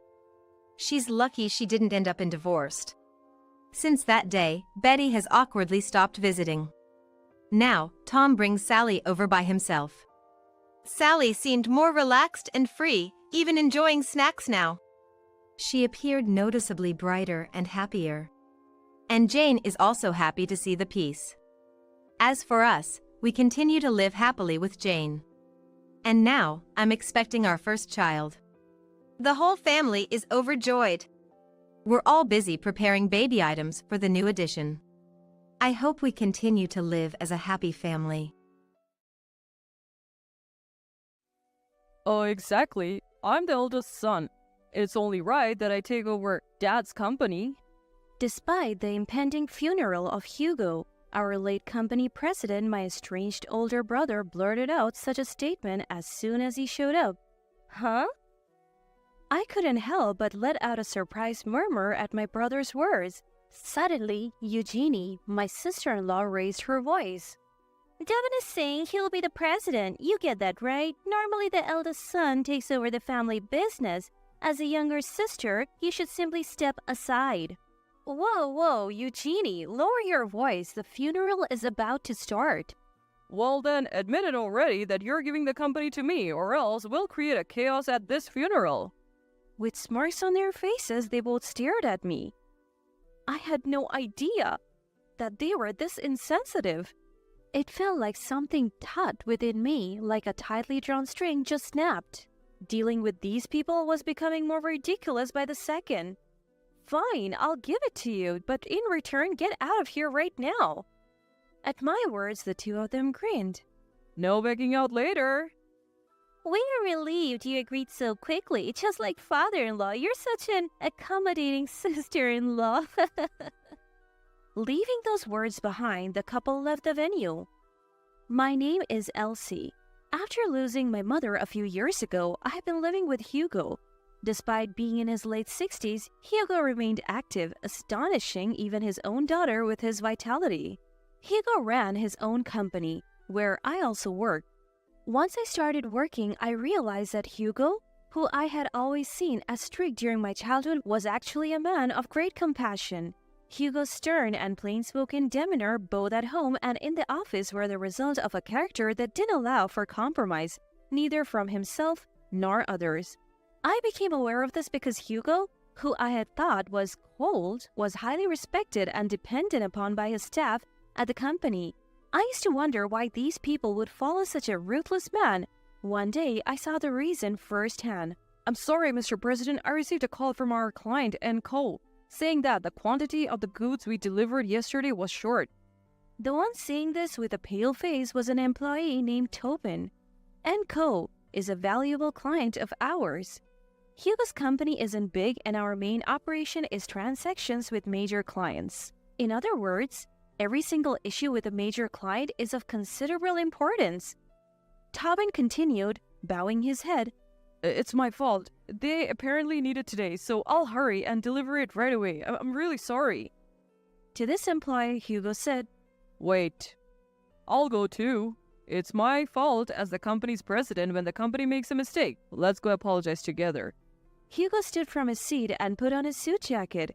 They reported upon their return that our dealings with & Co. would continue. Apparently, after Hugo apologized, he presented a plan to prevent such mistakes in the future to & Co. & Co. was not only convinced by the plan, but also increased the volume of transactions due to Hugo's honest attitude and his good judgment in rectifying the mistake. Given the time crunch for & Co.'s order, I shouldn't have left it all to Tobin. I should have confirmed it together. So don't blame yourself alone. Tobin shared that Hugo had said these words to him on their way to the client. Tobin proudly spoke of Hugo, who had responsibility and also supported him. Then other employees started to talk about Hugo in unison. From their proud faces, I realized why Hugo was so loved. Thus, my expression of Hugo, which had been that of a cold and strict person, changed to that of a strict but caring person, and I began to respect and admire him, just like the other employees did. As my perception of Hugo changed, not only as a CEO but also as a father, I started to nurse a certain concern. The cause of my concern was my brother. I have a brother named Devin. My brother, rebelling against the strict Hugo, had left home as soon as he graduated from college and had never returned, not even when our mother passed away. A self-centered brother who didn't attend even our mother's funeral. But perhaps influenced by the loss of our mother, I started to reconsider the importance of family and wondered if I could somehow mend the relationship between Hugo and my brother. If he could know our father not only as a stern man, but also a caring one, their bad relationship might be resolved. The more I knew about Hugo's kindness, the stronger this thought became. Then one day, my brother came back with a woman. I was surprised by the sudden visit, but Hugo, though keeping his calm, seemed somewhat pleased. However, despite their reunion after several years, my brother started the conversation without showing any concern for Hugo or searching for our deceased mother. Because of the debts, I can't live a proper life. Dad, please. Please take over my debts. From me as well, please. The woman crying next to my brother who just said this was Eugenie, who he said was his wife. Without reporting to any of our family, my brother had married. He had married Eugenie, but due to the debts from his gambling, their married life wasn't going well. So he came back to ask Hugo for help. It's too much to ask. That's what I thought, but Hugo said, Understood. And that was it. When I looked at Hugo in surprise, he was staring at my brother and his wife with a serious look. These are the conditions. Never gamble again to bear debts. Work hard for your family. Show up a few times a year. If you can keep these, I will pay your debts. Even the strict Hugo must have been pleased with the reunion with his long-lost son. The amount of debt my brother was carrying wasn't something you would take over with these conditions. However, if this could improve the relationship between Hugo and my brother little by little, that might be enough. After all, Hugo accepted it under these conditions, so it's not my place to comment. I convinced myself of that. Oh, thanks, Dad. You saved me. As soon as Hugo agreed to take over the debt, my brother quickly explained the transfer destination for the money and left our house. I wasn't without concern about my brother's attitude, but above all, I was genuinely happy that Hugo and my brother had a reunion after a long time. The usually quiet Hugo mentioned my brother's name several times that day. He must have been very pleased. But people don't change so easily. Nearly 2 years have passed since my brother visited Hugo, but my brother hasn't shown up since then. Moreover, the debt kept increasing every month, and even though it was being paid back, bills kept coming to Hugo. During that time, I contacted my brother many times. Even though I blamed him for not meeting the conditions given by Hugo, my brother wouldn't listen. It's between Dad and me, so don't interfere. And he would hang up the phone every time. Then one day, Hugo told me something. It seems I have pancreatic cancer. They say I have about a year to live. What? Because it was so sudden, I was at a loss for words. After all, Hugo was so energetic that even I and the employees acknowledged it. Hugo having cancer and only a year left to live? But Hugo is not a man who jokes. Both the cancer and the prognosis must be true. It's futile to be flustered here. What I have to do now is to support Hugo, From then on, I started learning the work that Hugo had been doing and studying management myself. Hugo was also proactive in mentoring me. Perhaps he was ensuring that things would be alright regardless of what happened to him. The thought made me feel complicated, but when I thought about the company that Hugo had always protected and the employees with whom he had worked, there was no room for complaints. Then, several months later, Hugo was admitted to the hospital. Even during his hospitalization, it seemed that my brother had been contacted to make debt payments. Sorry, but could you make the payment on my behalf? When Hugo said that to me, I was so outraged that I called my brother as soon as I left the hospital and raised my voice. Didn't I tell you before Dad has cancer? He's in the hospital right now, and yet you're asking for money? What are you thinking? Why didn't you visit him once before you say such things? But my brother's attitude only got worse. He responded in an irritated voice as if saying it was a bother. So what? Whether it's cancer or anything else, Dad shouldered it, so it's natural to pay. Brother, aren't you breaking Dad's conditions? You never show up, and you're increasing the debt every month. Plus, I heard you're going to the casino every day with Eugenie. Shut up, both Eugenie and I are gambling to increase our money. Unable to accept his excuse, I exclaimed, "What?" And I could hear a woman's voice from the back of the phone.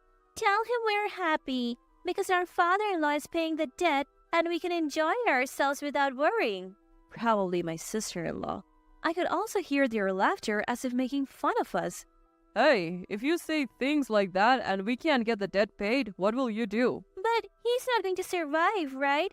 We thought we should express our gratitude while we can. Plus, wasn't it Devin who said, "Such a father, he's just here for the money"?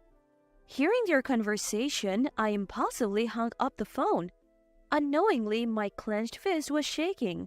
Without making the payment Hugo asked for, I returned to Hugo's hospital room and told him about the phone conversation. I knew it might shock him, but I just couldn't stand it. Hugo listened to my story, was silent for a while, then turned a serious face towards me and nodded slightly. Elsie, I have a favor to ask. I was taken aback by what he said. Then, a few months later, Hugo passed away and went to heaven. Many people came to see Hugo's face at the wake. But at the funeral today, even more people are gathering. Uncle Godwin, who is Hugo's cousin, is joining me in greeting those who came to the funeral. I tried contacting my brother on the day Hugo passed away, but he didn't answer the phone and didn't respond to my emails. Uncle Godwin, thank you for everything. When I said that, Uncle Godwin made a modest smile. It's fine. Elsie, you must have been through a lot. Let me know if there's anything else I can help with. You have helped me more than enough. Thanks for being here, even though it was short notice. Just as Uncle Godwin and I were talking. Hey, Elsie, we're here. It was my brother and sister-in-law who showed up. I sighed at their arrival. Why didn't you reply to my contacts? It should be you, as the eldest son, who should be in charge of the funeral, right? Those two troublesome. Besides, I have something to talk to you about. With that, my brother crossed his arms and stood arrogantly. My sister-in-law standing next to him had a smirk on her face. You just mentioned me as the eldest son, right? Yeah, so what? Yeah, I'm the eldest son. That's why I'll take over Dad's company. What? At my brother's words, I let out a voice unconsciously. Suddenly, my sister-in-law raised her voice. David is going to be the president. You get it too, right? It's only natural for the eldest son to take over the company. The younger sister should step aside quietly. What? Wait a minute, Eugenie? Keep your voice down. The funeral is about to start. Well then, acknowledge that you'll pass the company to me quickly. Otherwise, we will make a mess of this funeral. They gave us a vile smile. I didn't know that they could be so uncivil. It felt like a taut string had been abruptly cut. It seemed ridiculous to even bother with these people anymore. Fine, I'll give it to you, my dear brother, but in return, get out of here right now. At my words, they grinned widely. Don't you dare go back on your word later. I'm relieved that it ended quicker than I thought, just like our father-in-law, such a convenient sister-in-law. With those words, the couple left the venue. A few days later, I received persistent contact from my brother. which led me to accompany the couple to the company. My brother, perhaps having bought new clothes, was dressed in a flashy suit, and my sister-in-law wore a ring adorned with large jewels and a gaudy necklace. As expected, my sister-in-law, flaunting her ring, struck up a conversation with me. I bought it because I'm becoming the president's wife. How is it? Isn't it lovely? With my emotions drained, I replied, "Indeed." Even with such a curt reply, my sister-in-law seemed satisfied and proud. However, her smug expression soon distorted. Upon reaching the company, my brother, ignoring me, clapped his hands loudly. I am the president from now on. Everyone, follow my orders. With that, my brother looked content, and my sister-in-law, standing beside him, wore a triumphant expression. Now, this $30 million revenue company is my husband's. I am the president's wife. I'm looking forward to our life from now on. With a scornful glance at me, my sister-in-law laughed loudly, flaunting her ring once more. But the very next moment, a wave of laughter erupted within the company. Hugo's subordinates, all the employees, began to burst into laughter. Unable to comprehend the situation, the couple, losing their earlier smug smiles, looked upset. What's so funny? I don't know. Did you say something weird? My brother answered, flustered, in response to my sister-in-law, who was yelling out of irritation. Seeing this, I couldn't help but laugh. Noticing me laughing, my sister-in-law shot a sharp glance at me and started yelling, You know something. What did you do? What's so funny? "Oh, it's just funny to see something that's not even yours being claimed so brazenly."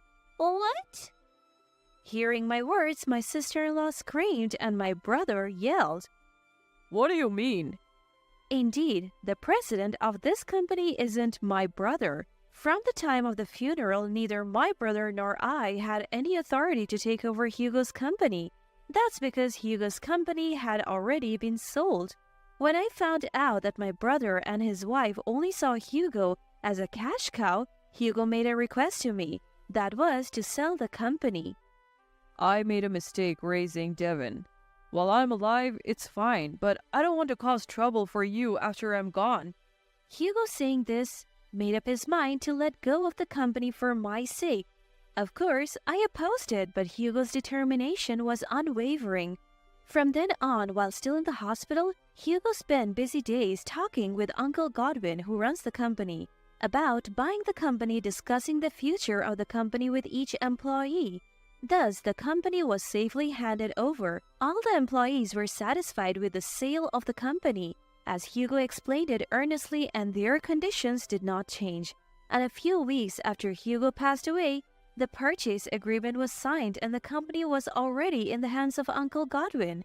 Despite this, my brother was saying things like, I'm the president and the company's my husband's. How could I not laugh at this? I'm sure not just me, but all the employees were holding back their laughter since the funeral. I summed this up and explained it to my brother and his wife. Upon learning that the company was already up for sale before either of us siblings decided to take it over, my brother and his wife turned pale. Oh, wait a minute. You told me you would hand over the company to me. What was all that about? That. I thought if I didn't say it, you would make a mess of Dad's funeral. So you're saying this company won't be ours? What should we do? We bought this ring and this necklace on credit again. What about that money? At my words, my sister-in-law began to yell in rage. My sister-in-law continued to blame my brother, saying, You have to do something. In his fluster, my brother seemed to realize something and a sleazy smile crept across his face again. That's right. Dad left an inheritance, didn't he? I'm the eldest son. Hand over all of Dad's inheritance. Upon hearing the word inheritance, my sister-in-law, who had been openly angry until a moment ago, changed her tone. That's right, inheritance.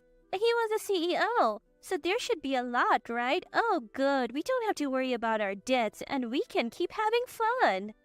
I dealt my sister-in-law, who was relieved and saying such things, a cruel blow. No inheritance is left for my brother. By father's will, he has been excluded from the heirs. Indeed, Hugo not only sold the company but also left a will with a lawyer present so that the inheritance would not go to my brother.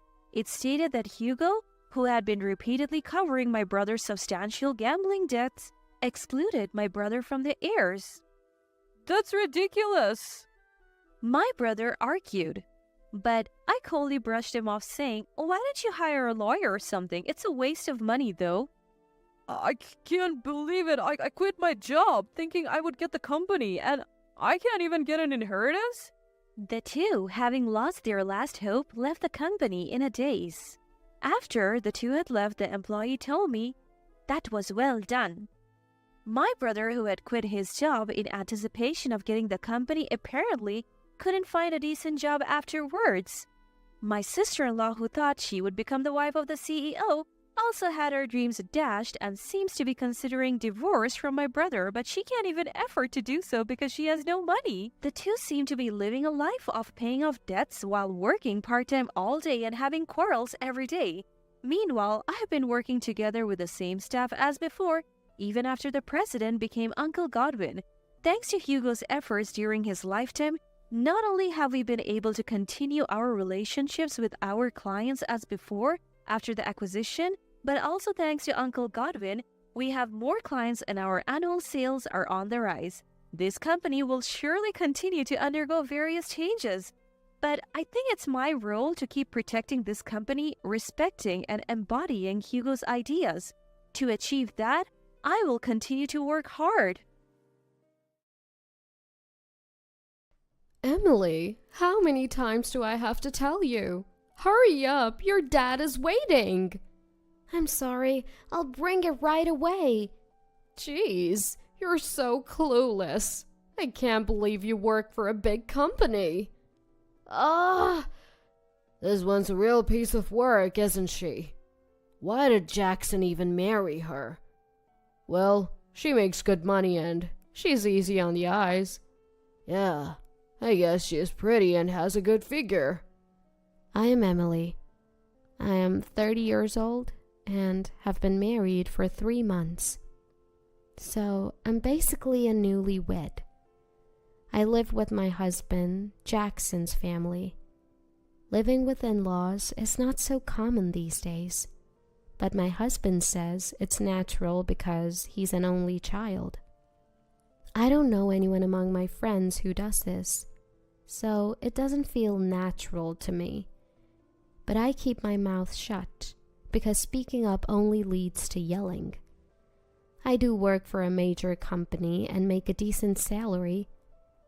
My husband works for a small to medium-sized business, so he doesn't make as much. I might even make close to 1.5 times his salary. He doesn't seem to mind depending on a woman's income. Before we got married, he said he'd take care of everything and that I didn't have to work if I didn't want to. But after we got married, I ended up being treated like a servant. Not just by my husband, but also by my mother-in-law and father-in-law. I can't stand any of them. My mother-in-law is the worst. She seems to take pleasure in making my life miserable. Every time she sees me, she scowls and starts complaining. Oh, you're going out? Yes, I have a meeting today, so I have to leave early. Putting on so much makeup. Is there someone you like at your workplace? No, there's no one. Don't lie. A woman who puts that much effort into her makeup must be interested in a man.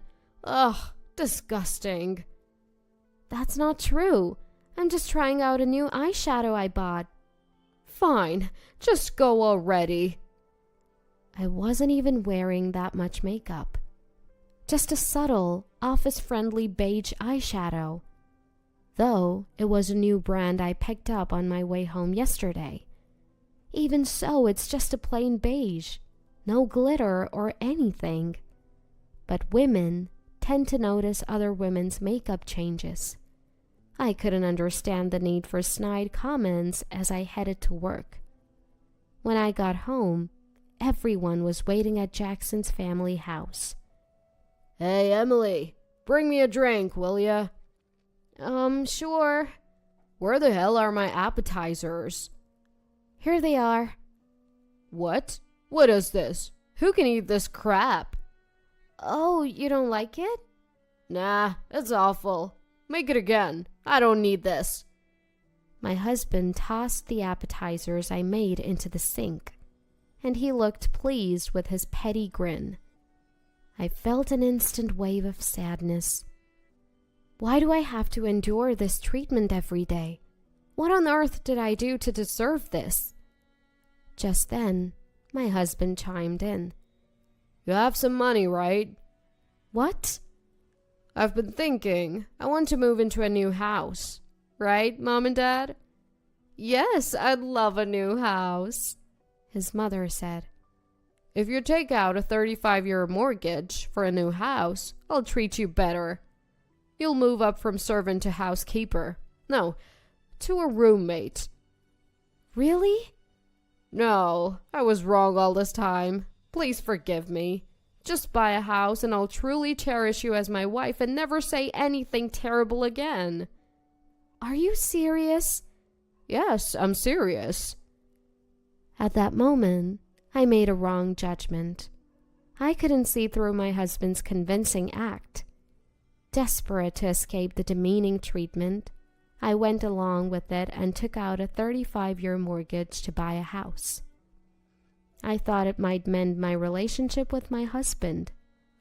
Maybe I'd get to understand him better and truly cherish him. With a glimmer of hope, I decided to buy a house. Finally, the new house was complete. Wow, this is nice. My room looks amazing. I can't believe we get to live in such a beautiful home. My study looks awesome too. But a tough situation was waiting for me. My husband became even more reckless with money and stopped contributing to the household expenses. He also started going out every night. I wondered if he was hitting the bars. I had always contributed more to our living expenses. It wasn't that my husband gave nothing. His contributions helped. Now, he's giving zero, not a cent. So, I had no choice but to work as hard as I could. My main job couldn't possibly cover the mortgage, so I started a side gig. My company allows side gigs, so I took on jobs I could do from home. I couldn't earn much due to my lack of skills. However, as I got the hang of it, my earnings increased, and I was glued to my computer late every night. Gradually, this took a toll on my body. Before I knew it, I was exhausted and even developed a fever. I'm hot. I feel dizzy. After a meeting at work, I tried to stand up, but collapsed. That's when I was rushed to the hospital. When I regained consciousness, I was lying in a hospital bed. Where am I? Oh, right, I collapsed. What should I do? I still have pending tasks. I checked my phone and saw messages on WhatsApp from colleagues and superiors telling me to take it easy. I felt blessed to have such caring colleagues. As I was looking at my phone, the door burst open. It was my mother-in-law. Mother-in-law! She rustled through her bag and pulled out some papers. Here it comes again. I assumed it was about divorcing my husband. Sign this paper! I couldn't see well without my glasses, but I managed to scribble my signature. So we both had our personal seals with us, and we used them to finalize the documents. The reason I wasn't wearing my glasses? I broke them when I collapsed at work. So yeah, my handwriting probably looked atrocious. It wasn't illegible or anything, but without my glasses, that's the best I could do. Now I can give you $5 million. What? You don't have your glasses. Can you see it if I hold it this close? That's right, it's a gift agreement. Normally anyone would see, that a divorce petition and a gift agreement are completely different in format. But I had thought mother-in-law was planning to force me into signing a divorce paper because she's always been out to get me. When I wore new eyeshadow once, she accused me of cheating, so I thought she was trying to frame me. Then she'd snatch the alimony from me in a divorce lawsuit. But that wasn't it at all. As I stood there completely baffled, mother-in-law began to cry quietly. I'm so sorry, Emily. Please forgive me. What's going on? Her sudden tears threw me off. Did I say something wrong? But I hadn't said anything to hurt her. So I was utterly confused and even more panicked. Truth is, I was told to harass you, or else they'd do something terrible to me. What? Your father and Jackson, they treat you like a servant, right?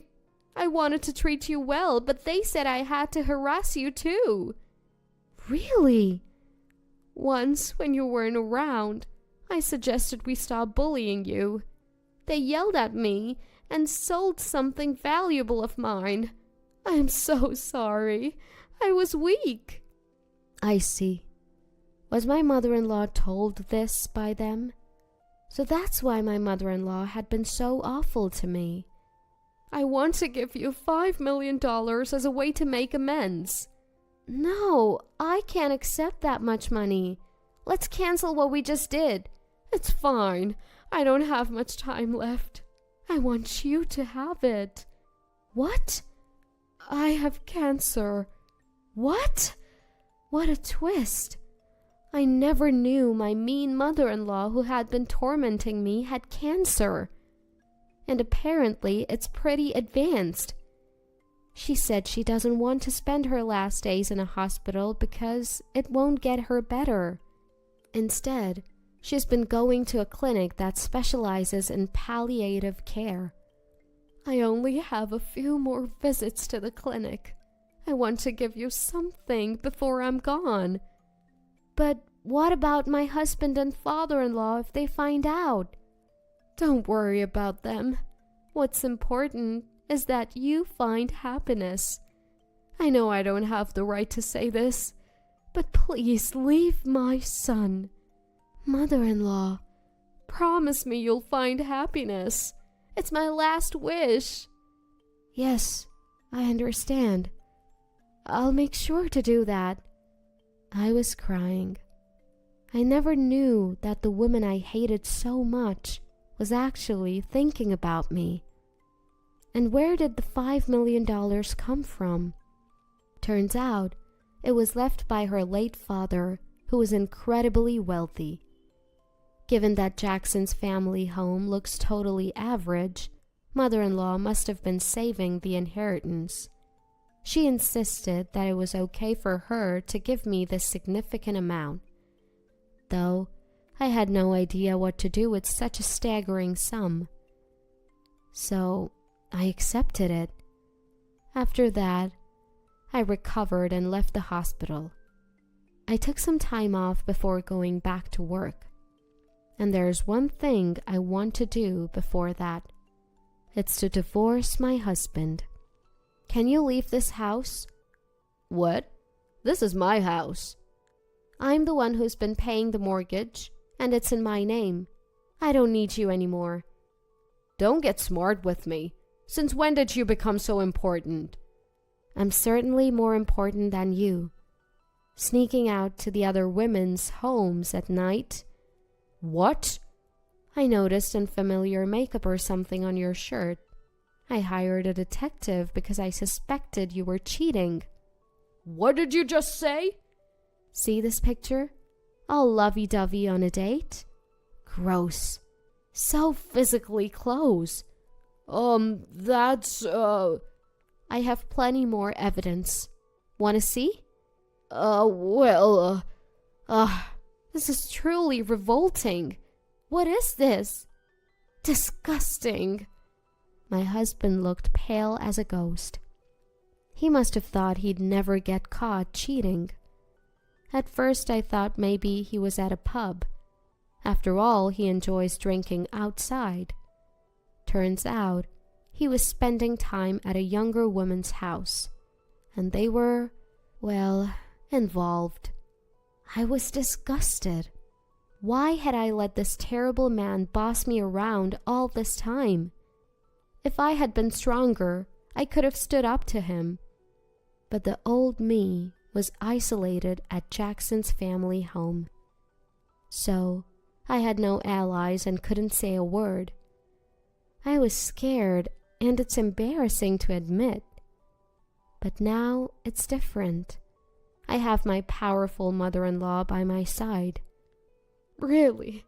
What a repulsive son I have. I can't believe he's my child. Mom, what are you talking about? I'm done listening to you two. Right, Emily? Yes. How dare you betray me? Mom, are you okay with this? Are you threatening me? I'll report you to the police if you use dangerous words. Don't get out of your place, woman. Men are superior to women. Know your place. Enough! You shut up too, you cheater! What? You were cheating too, right? Like father, like son. What a disgrace. Give me back my life. No. Unbelievably, my father-in-law had been cheating too. I was unaware of this and utterly shocked. What a bunch of creeps. They felt like creatures from another dimension. You and Jackson will be paying damages in the divorce court, got it? What? I don't want to pay. You've got Grandpa's inheritance. That should be enough.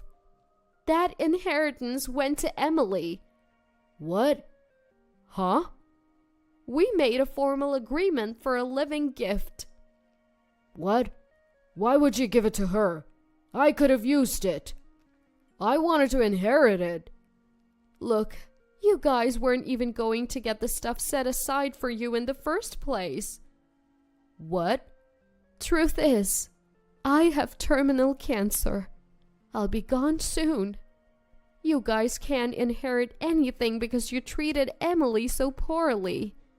You've made my life miserable, and your dad's been cheating for years. You don't deserve anything. What the heck is going on? This is outrageous. They had made mother-in-law's life unbearable. They did things too cruel to even put into words. That's why they couldn't inherit anything, not even the stuff set aside for them. I thought, how foolish. Had they not acted that way, they would have at least received what was initially set aside. So, get out. I never want to see your face again. You, get out too. What? Hey! Mother-in-law and I kicked our husbands out, and we locked the door from the inside. Thank you, and I'm sorry. It's okay. I don't want to go to the hospital, but I heard the palliative care units are quite nice now, so I've decided to check in. Is that so? I've been healthy all my life and wanted to spend my last moments at home, but a hospital feels safer. Well, there are doctors and nurses. So mother-in-law checked into a hospital with a palliative care unit. 2 months later, she passed away. I guess it was really the end for her. After that, I went through with the divorce. Mother-in-law had already divorced before her passing. I was able to secure a settlement from my ex-husband during the divorce trial. He came to the house and begged to be let in. He apparently has no more money, even for a budget hotel stay. He had been wasting money on gambling and giving gifts to women. I wondered why I had ever married him in the first place. I had no knack for picking the right guy, Not a single redeeming quality. I got dumped by Olivia, and now I have nowhere to live. Olivia? The woman you cheated with? Yeah, can you believe she left me for some guy who makes more money and looks better? I've been trying my best here. Well, I wouldn't want you either if I were her. You had your fun with younger women. Consider it a life lesson. I hung up the annoying call from my ex-husband right away, and then I blocked his number. I've already received the settlement from the divorce. There's no need to keep in touch. As for what happens to him next, it's none of my concern. I don't know how my father-in-law is doing, but rumor has it he's disliked by the entire family. He's being avoided for being the worst kind of man, who always belittled his wife and didn't even attend her funeral. I used to despise my mother-in-law, but not anymore. Sure, she was weak and felt the need to harass me, but thanks to her, I've become stronger in some ways. I'm planning to visit her grave and clean it on her monthly Memorial Day. Taking only my valuables, I dash out of the house, running down the busy streets towards the train station. I run up the stairs of the station. At the platform, I wait for the train to my hometown as I try to suppress my anxiety. I look around nervously to see if anyone is following me, but I don't even know what I'm running from. I don't know why I've had to give up on the honeymoon I was looking forward to and have ended up being forced to run. But I'm trying to flee from this town as I trusted my husband telling me to run. My name is Megan. I'm an office worker who just turned 30. Despite always feeling like a newcomer, I found myself in a position to teach others before I knew it, leading a busy life. I have a fiancé, Bob, and we're getting married next year. Bob is my colleague at work, and 3 years younger. He's so mature and reliable that my colleagues often tease me, saying, "We can't tell who's older." He's a man who commands trust from superiors and subordinates alike, handles household chores flawlessly, and I think he's an ideal partner for marriage. Except for one thing. One weekend, we needed to visit my in-laws' house together. As we opened the door to the living room, 2 women are relaxing, sipping tea. "Welcome home, Bob." "Welcome back, Bobby." Ignoring me completely, the women greet him with sparkling smiles and Bob sighs. Why is Catherine here again? "Well, Catherine is like a daughter to us, right?" Right, Mom? Oh, if I become Bobby's wife, I'll really be your daughter. "Oh, how wonderful." Bob sighs again as my mother-in-law and Catherine start giggling and making a fuss. I was filled with the urge to go home right then and there. Catherine is a neighbor of my in-laws and Bob's childhood friend. They've been close since they were babies, up until high school. Catherine has beautiful eyes and a slender figure, and with her expertise in acting cute, she's the type of girl that men can't leave alone. For some reason, she's fixated on Bob. And it started right after Bob told his parents about our engagement. She's been aggressively texting Bob, inviting him out for drinks, and whispering things like, "I'll feel sad if you get married," and "Didn't you propose to me when we were little?" I felt uneasy at Catherine's assertiveness and asked Bob if he was interested in his cute childhood friend. To that, he made a disgusted face. "She juggled 5 guys at once in the soccer team in high school. In college, she seemed to only date men who had girlfriends or wives. I'm too scared to marry a woman with no sense of chastity like that." Well, you're right. I was taken aback by Catherine's lack of fidelity, but relieved to know that Bob was not swayed by her. But my mother-in-law is on Catherine's side. She's trying to push me out by flaunting her closeness with Catherine. Apparently, she doesn't like me because I'm older than her son, taller, and work too hard for a woman. She seems to be unaware of Catherine's wildness and thinks that Catherine, who at first glance appears elegant and obedient, would be easy to handle and boast about as a daughter-in-law. Because of those two, we faced the worst possible experience at our wedding a month later. Unbelievably, Catherine, who wasn't even invited, showed up at the reception. And she wore a pure white dress, which of course only the bride is supposed to wear. Of course, it wasn't as lavish as a bridal gown, but the fact that it was white didn't change. And she was the center of attention in the venue in many ways. What was even scarier was that during the reception, she had the audacity to sit at the family table where my mother-in-law was. During our slideshow, and even during our friends' speeches, I couldn't help but be bothered by her chatting it up with my mother-in-law. When they approached our table at one point, my husband argued with them, as he tried to hold back his anger. "Catherine, you weren't invited, and you're wearing a white dress. And sitting at the family table, what the heck are you thinking? What are you doing, Mom?" "But it's my childhood friend's wedding. I can't not celebrate it, and white matches my skin the best." "Oh, I agree. The white dress looks really good on your fair skin. You look the best in this venue. I requested the seat because you forgot to prepare it. Don't worry, I'm sharing the meal with her." Ugh. My husband, unable to vent his frustration, looked down in despair. Looking at my father-in-law, who was at the family table, he had an apologetic look on his face. Although my father-in-law is a decent man, he's weak-willed and probably got bulldozed over by his wife. We've been eagerly preparing and looking forward to this day for nearly a year. It's so frustrating I feel like crying, but if I cry now, it will only please these two. I'm not going to show them my tears. When I raised my face and smiled at Catherine, I saw the corners of her eyes twitch. "Coming to celebrate even though you weren't invited? Catherine, you're really thoughtful of your friends, aren't you?" "Huh?" Catherine grimaced.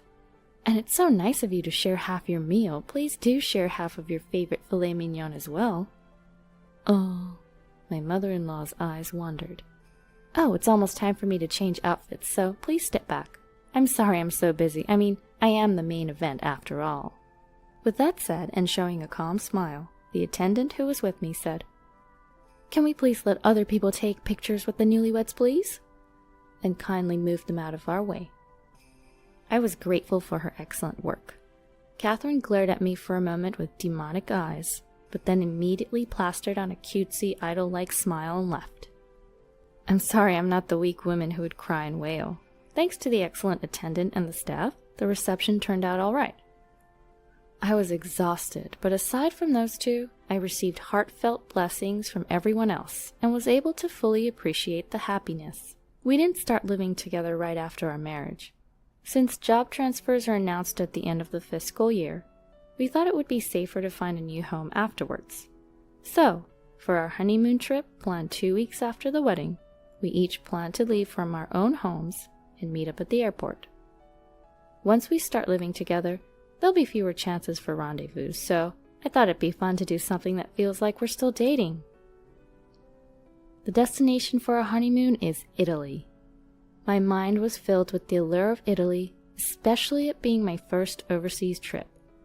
I was thrilled and excited each day leading up to it. However, my excitement was about to be ruined by the two. On the day of the honeymoon, while I was nervously opening and closing the suitcase, checking that I hadn't forgotten anything, I got a call from my husband. "Hey, what's up? We're meeting up at 1 p.m., right?" "I'm sorry." "Huh?" Contrary to my easygoing self, my husband screams in a desperate voice, "We have to cancel the honeymoon. Please don't come to the meetup spot." "What?" "Listen, don't leave the apartment. No, actually, leave right now and go back to your parents' home, please." Wait a minute, what's going on?" "I'm sorry, I'll explain later. Just leave right now." Stunned, I stare at the phone after being abruptly disconnected. I have no idea what's going on, but my good mood has suddenly gone down the drain after hearing my husband being frantic. Could he possibly be involved in some sort of crime? The mere thought sends chills down my spine. With my legs about to buckle from all the anxiety, I force myself to move and decide to return to my parents' home as per my husband's instructions. Naturally, my parents are in a panic. Their daughter, who was supposed to be going on her honeymoon, has come home with a pale face. Seeing the disgraceful behavior of my mother-in-law at our wedding, they were even more worried. Even if I wanted to explain the situation, I too was at a loss because I didn't know why I was there. Then I got a call from an unknown number. I sensed something was not right. It was the police. Fearing that I was indeed involved in a crime, I pressed the answer button with bated breath.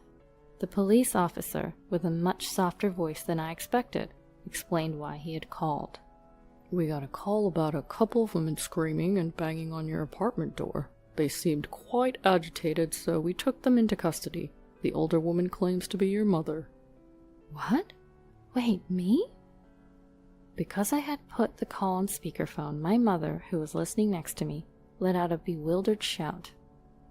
Even the police officer on the other end, hearing my mother's voice, seemed taken aback with a surprised, "Huh?" I was dumbfounded for a moment, but I soon realized who the older woman was. It was my mother-in-law, and I assume Catherine is with her too. I don't know why they came to my house on the day of our honeymoon, but I'm sure they're the reason my husband was panicking.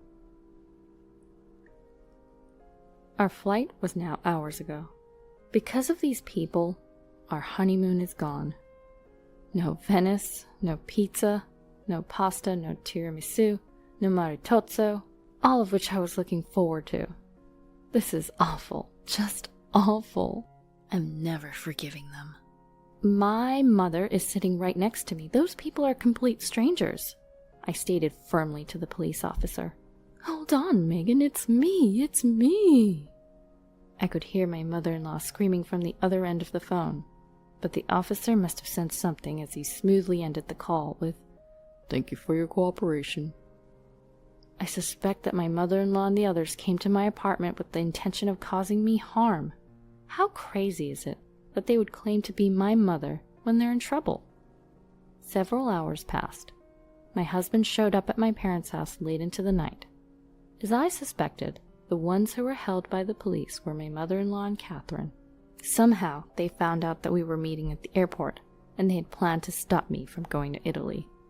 Then Catherine planned to run up to my husband, waiting at the airport, and lie to him, saying, "Your wife has run off with another man," planning to comfort my distraught husband, and maybe even take my place on our honeymoon and deepen their relationship. I wonder if they really thought they could easily take my place right before departure. It's not like this lie wouldn't be exposed when we returned from our honeymoon. What short-sighted thinking, I thought. But their dreadful plan didn't end there. After stopping me, they intended to take me to a man my mother-in-law had chosen. To my mother-in-law's 50-year-old unemployed brother. For that purpose, they had Catherine's cousins waiting in a car, which gave me chills. If this plan went through with my mother-in-law's brother and me, and my husband and Catherine, my mother-in-law thought we probably wouldn't be able to stay as a couple.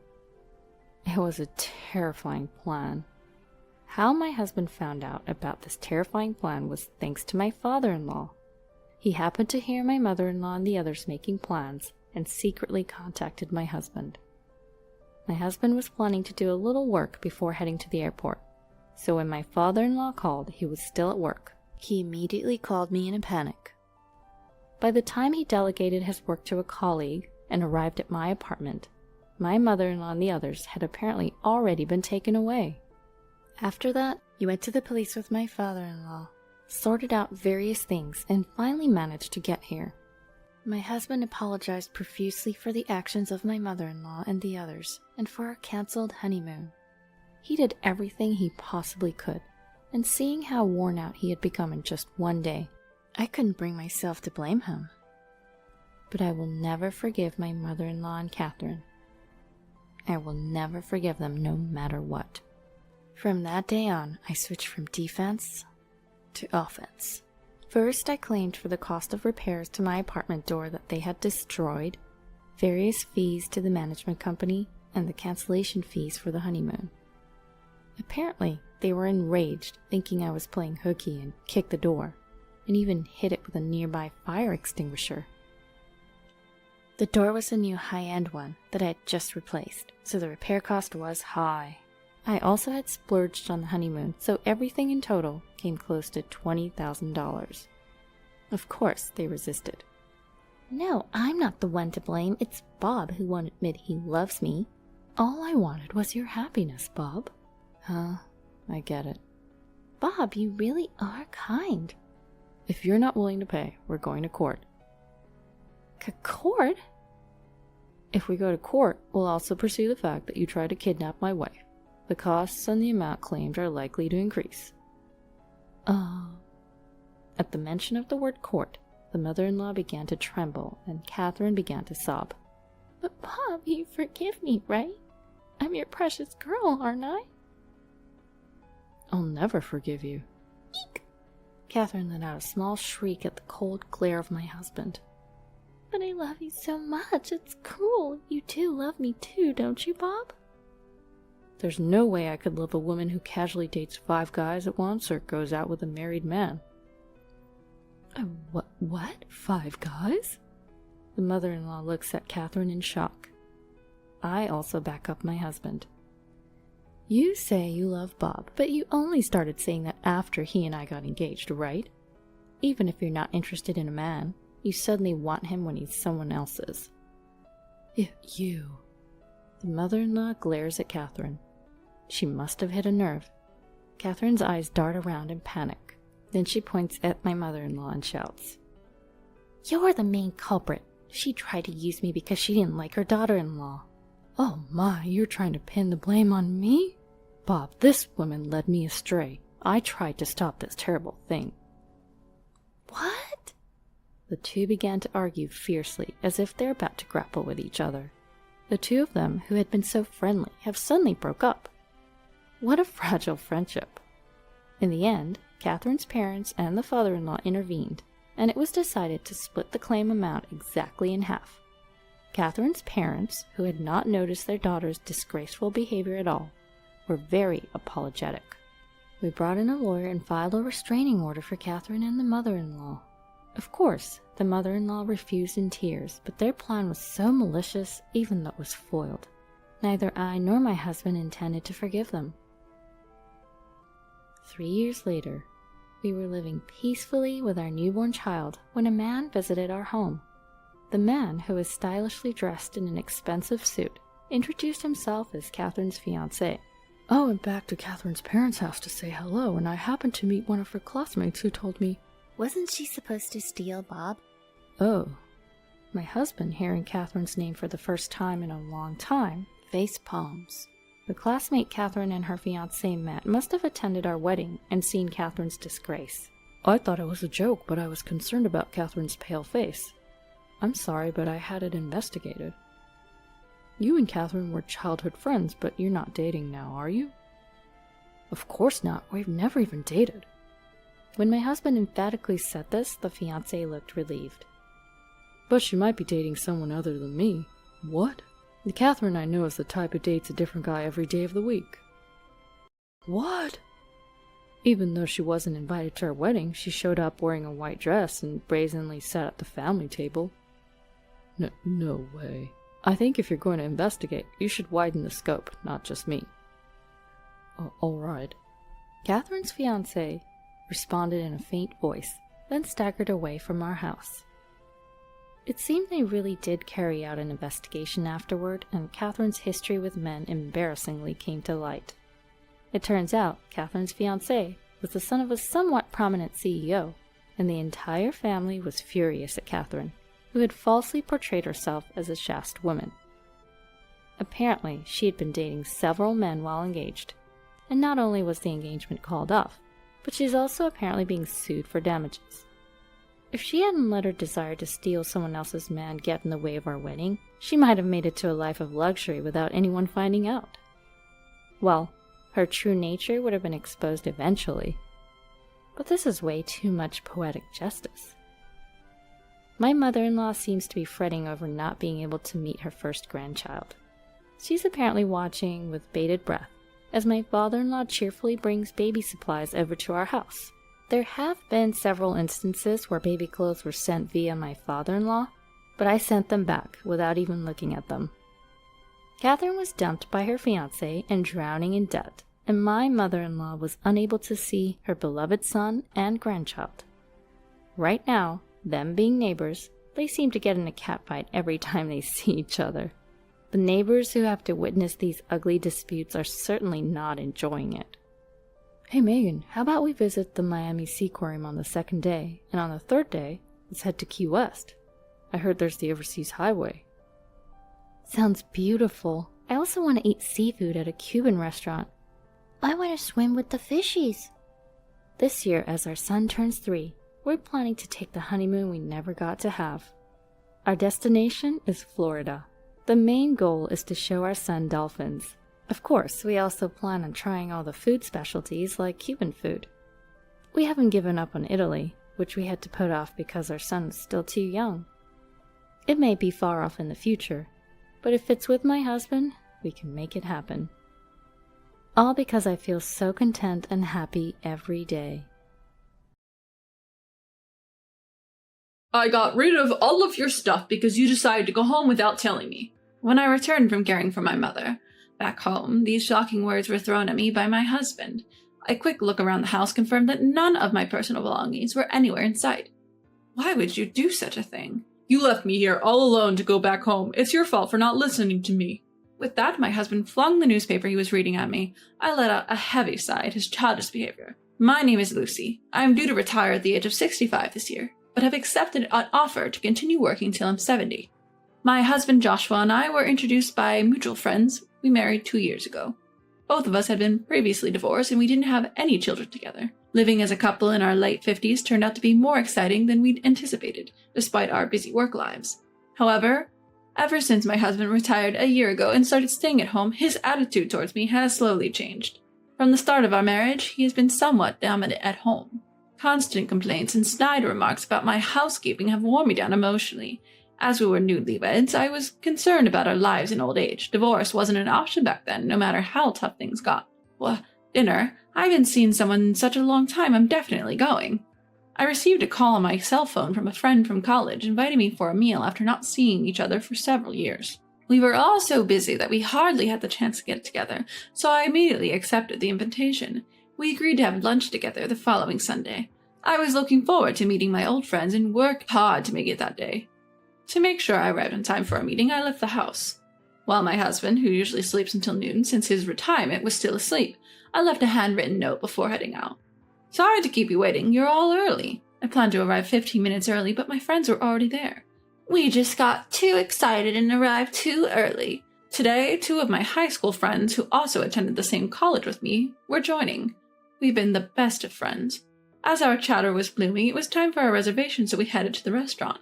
It was a casual and welcoming place. Since I was always busy with work, I rarely had the opportunity to visit places like this, which made me very happy. I haven't been to a place like this since my youth. You're exaggerating. Let's come here as many times as you want after you retire.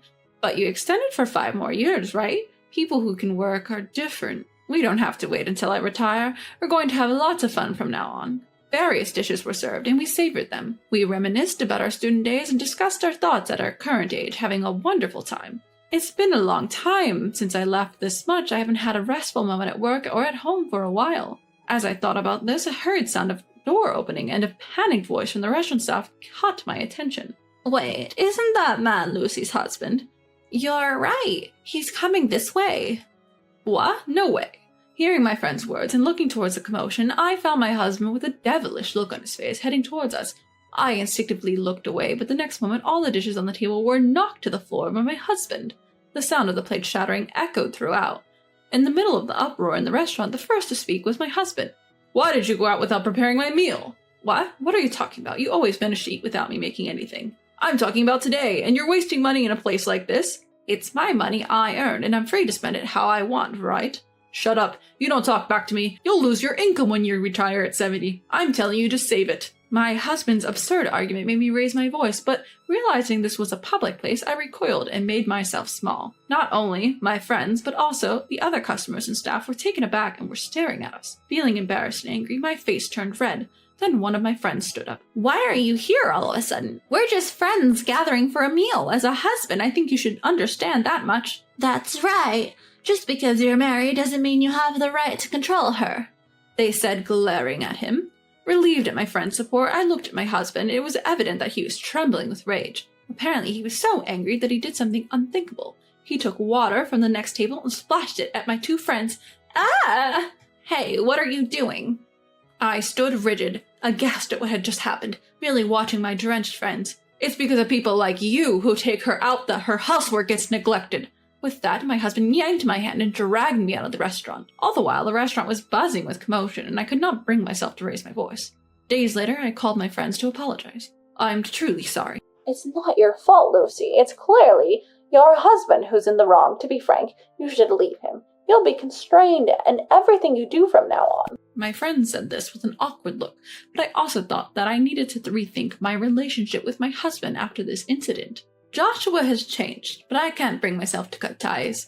Even though I knew in my head that I needed to leave, I was already emotionally attached to my husband after just a few years together. But, as if to mock my feelings, my husband took an outrageous action again. Given the recent incident, I figured I wouldn't be able to go out without telling my husband anymore, so I decided to go shopping with him. Do you have any plans today, dear? I'm retired now, so of course I don't. Are you making fun of me? No, that's not it. I was thinking of going shopping. Would you like to come with me? I guess I have no choice. We headed to the shopping center, where we could find anything we needed. Even while driving, my husband looked sullen and seemed to be in a bad mood.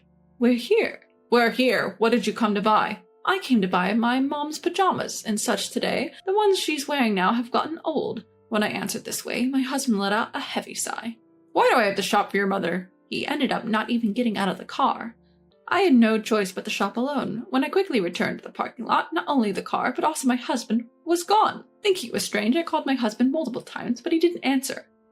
Could it be he went home first? I searched around for a while, but I couldn't find my husband in the end. Since I didn't have money for a taxi fare, I ended up walking home. It was a 1-hour walk carrying bags. Being nearly 60 years old and lacking in regular exercise, I had to take several breaks and eventually arrived home in 2 hours. When I got home, my husband was laughing heartily while watching TV and drinking beer.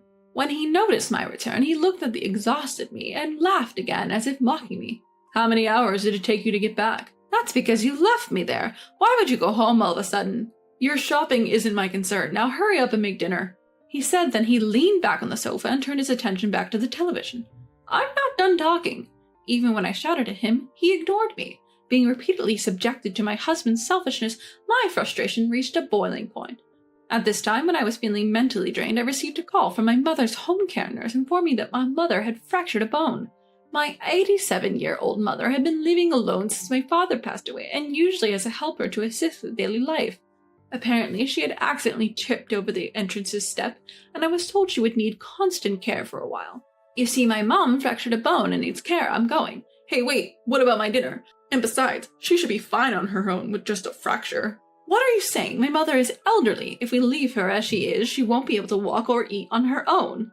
As I argued back against my husband's selfish remarks and prepared to go to my parents' home, he said something unbelievable. If we leave her alone, won't someone from the other side come to pick her up? Then we wouldn't have to deal with her anymore, right? He smirked as if enjoying my reaction. You're despicable. Ignoring him, I stormed out of the house. I could hear unbearable insults being thrown at me from behind, but they no longer reached my ears. I had been holding back, but after hearing him talk about my mother in such a way, something inside me exploded. At that moment, I decided to take revenge. For a week, I stayed at my parents' home to take care of my mother. As expected, my phone wouldn't stop ringing with calls from my husband, but I ignored them all. While concentrating on my mother's care, I couldn't help worrying about my future life.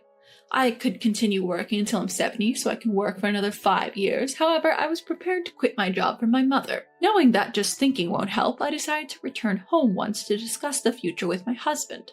When I arrived home, the front door was unlocked and my husband was sitting on the living room sofa with his arms crossed. I'm back. I hesitantly called out to him, and the words that came out of his mouth were unbelievable. I threw away all your belongings because you went to your parents' house without permission. What? In a panic, I looked around the house. Indeed, all my personal belongings had vanished. My clothes from my wardrobe, my cosmetics from the bathroom, everything. The album with precious memories of my mother seemed to have been discarded as well. Why would you do such a thing? Where did you throw them? Give them back. What's with the attitude? If you can't listen to me, then get out. What? Whether it was because I was being defiant, he was irritated and hit the table. Seriously, you incorrigible man. I wonder if my mom had seen through your character. Having lost the energy to even get angry, I sighed heavily and looked down at my seated husband. Our marriage certificate. Huh? What are you talking about? Our marriage certificate. My husband, who hadn't expected to hear that, widened his eyes in surprise. We didn't submit it, right? Us? In fact, my mother was strongly opposed to my marriage to him. Looking back, I wondered if she had sensed something about my husband back then. She adamantly refused to permit our marriage. There were also circumstances at work where it were more convenient for me to keep my maiden name, so we had discussed waiting until each of us retired to submit the marriage certificate. We were in common law marriage. So we're not legally husband and wife? That's right. We even had separate insurance cards. And I had been left to handle all official documents. You must have completely forgotten about the existence of the marriage certificate, so you threw it away, didn't you? I coldly stated this, staring at my husband, still seated on the sofa. Since we haven't submitted the marriage certificate, we're not legally a couple. Plus, I built this house before we got married. Wait, you can't be serious. Indeed, I am serious. The one who needs to leave is you, Joshua. I can't live with someone as horrible as you. Wait, hold on. You've changed since you retired, Joshua. If it was just the nasty things you did to me, I could still forgive you, but it's unacceptable for you to badmouth my friends and mother. Wait, I was just jealous. You can still work while I can't. And you even said that you can work for another 5 years with re-employment. I was planning to work in the same department even after my retirement. But the company told me to move to an insignificant department. I couldn't swallow my pride. When I refused, they simply cut me off at the age of 65. As he said this, he hung his head and glanced sideways at me. He probably expected me to gently encourage him, as I used to do in such times. But none of that matters now. I went to the kitchen to get a garbage bag, and just as my husband had done with my belongings, I began to throw his things into it, one after another. I delivered the final blow to my husband, who was stunned by the scene. You seem to be relying on my income and savings after your retirement. But since we're not a couple, I want you to leave this house. You'll have to get by on your own from now on. Wait, I apologize for everything, so please don't kick me out. It's too late for regrets now. Goodbye. And so I managed to take my revenge on my husband and became free. After that, my husband lost his place to live, and as he was wasteful with money, his savings are almost zero, so he's living a very poor life. Of course, he can't make a living on pension alone, and given his high pride, even finding re-employment seems hopeless. He's said to be eking out a living with daily part-time jobs. He's been disliked by his relatives for a long time, so there's no one to help him. This is truly reaping what you sow. On the other hand, I started living with my mother. I was worried about my mother's health, and since her home was getting old, I invited her to live in this house.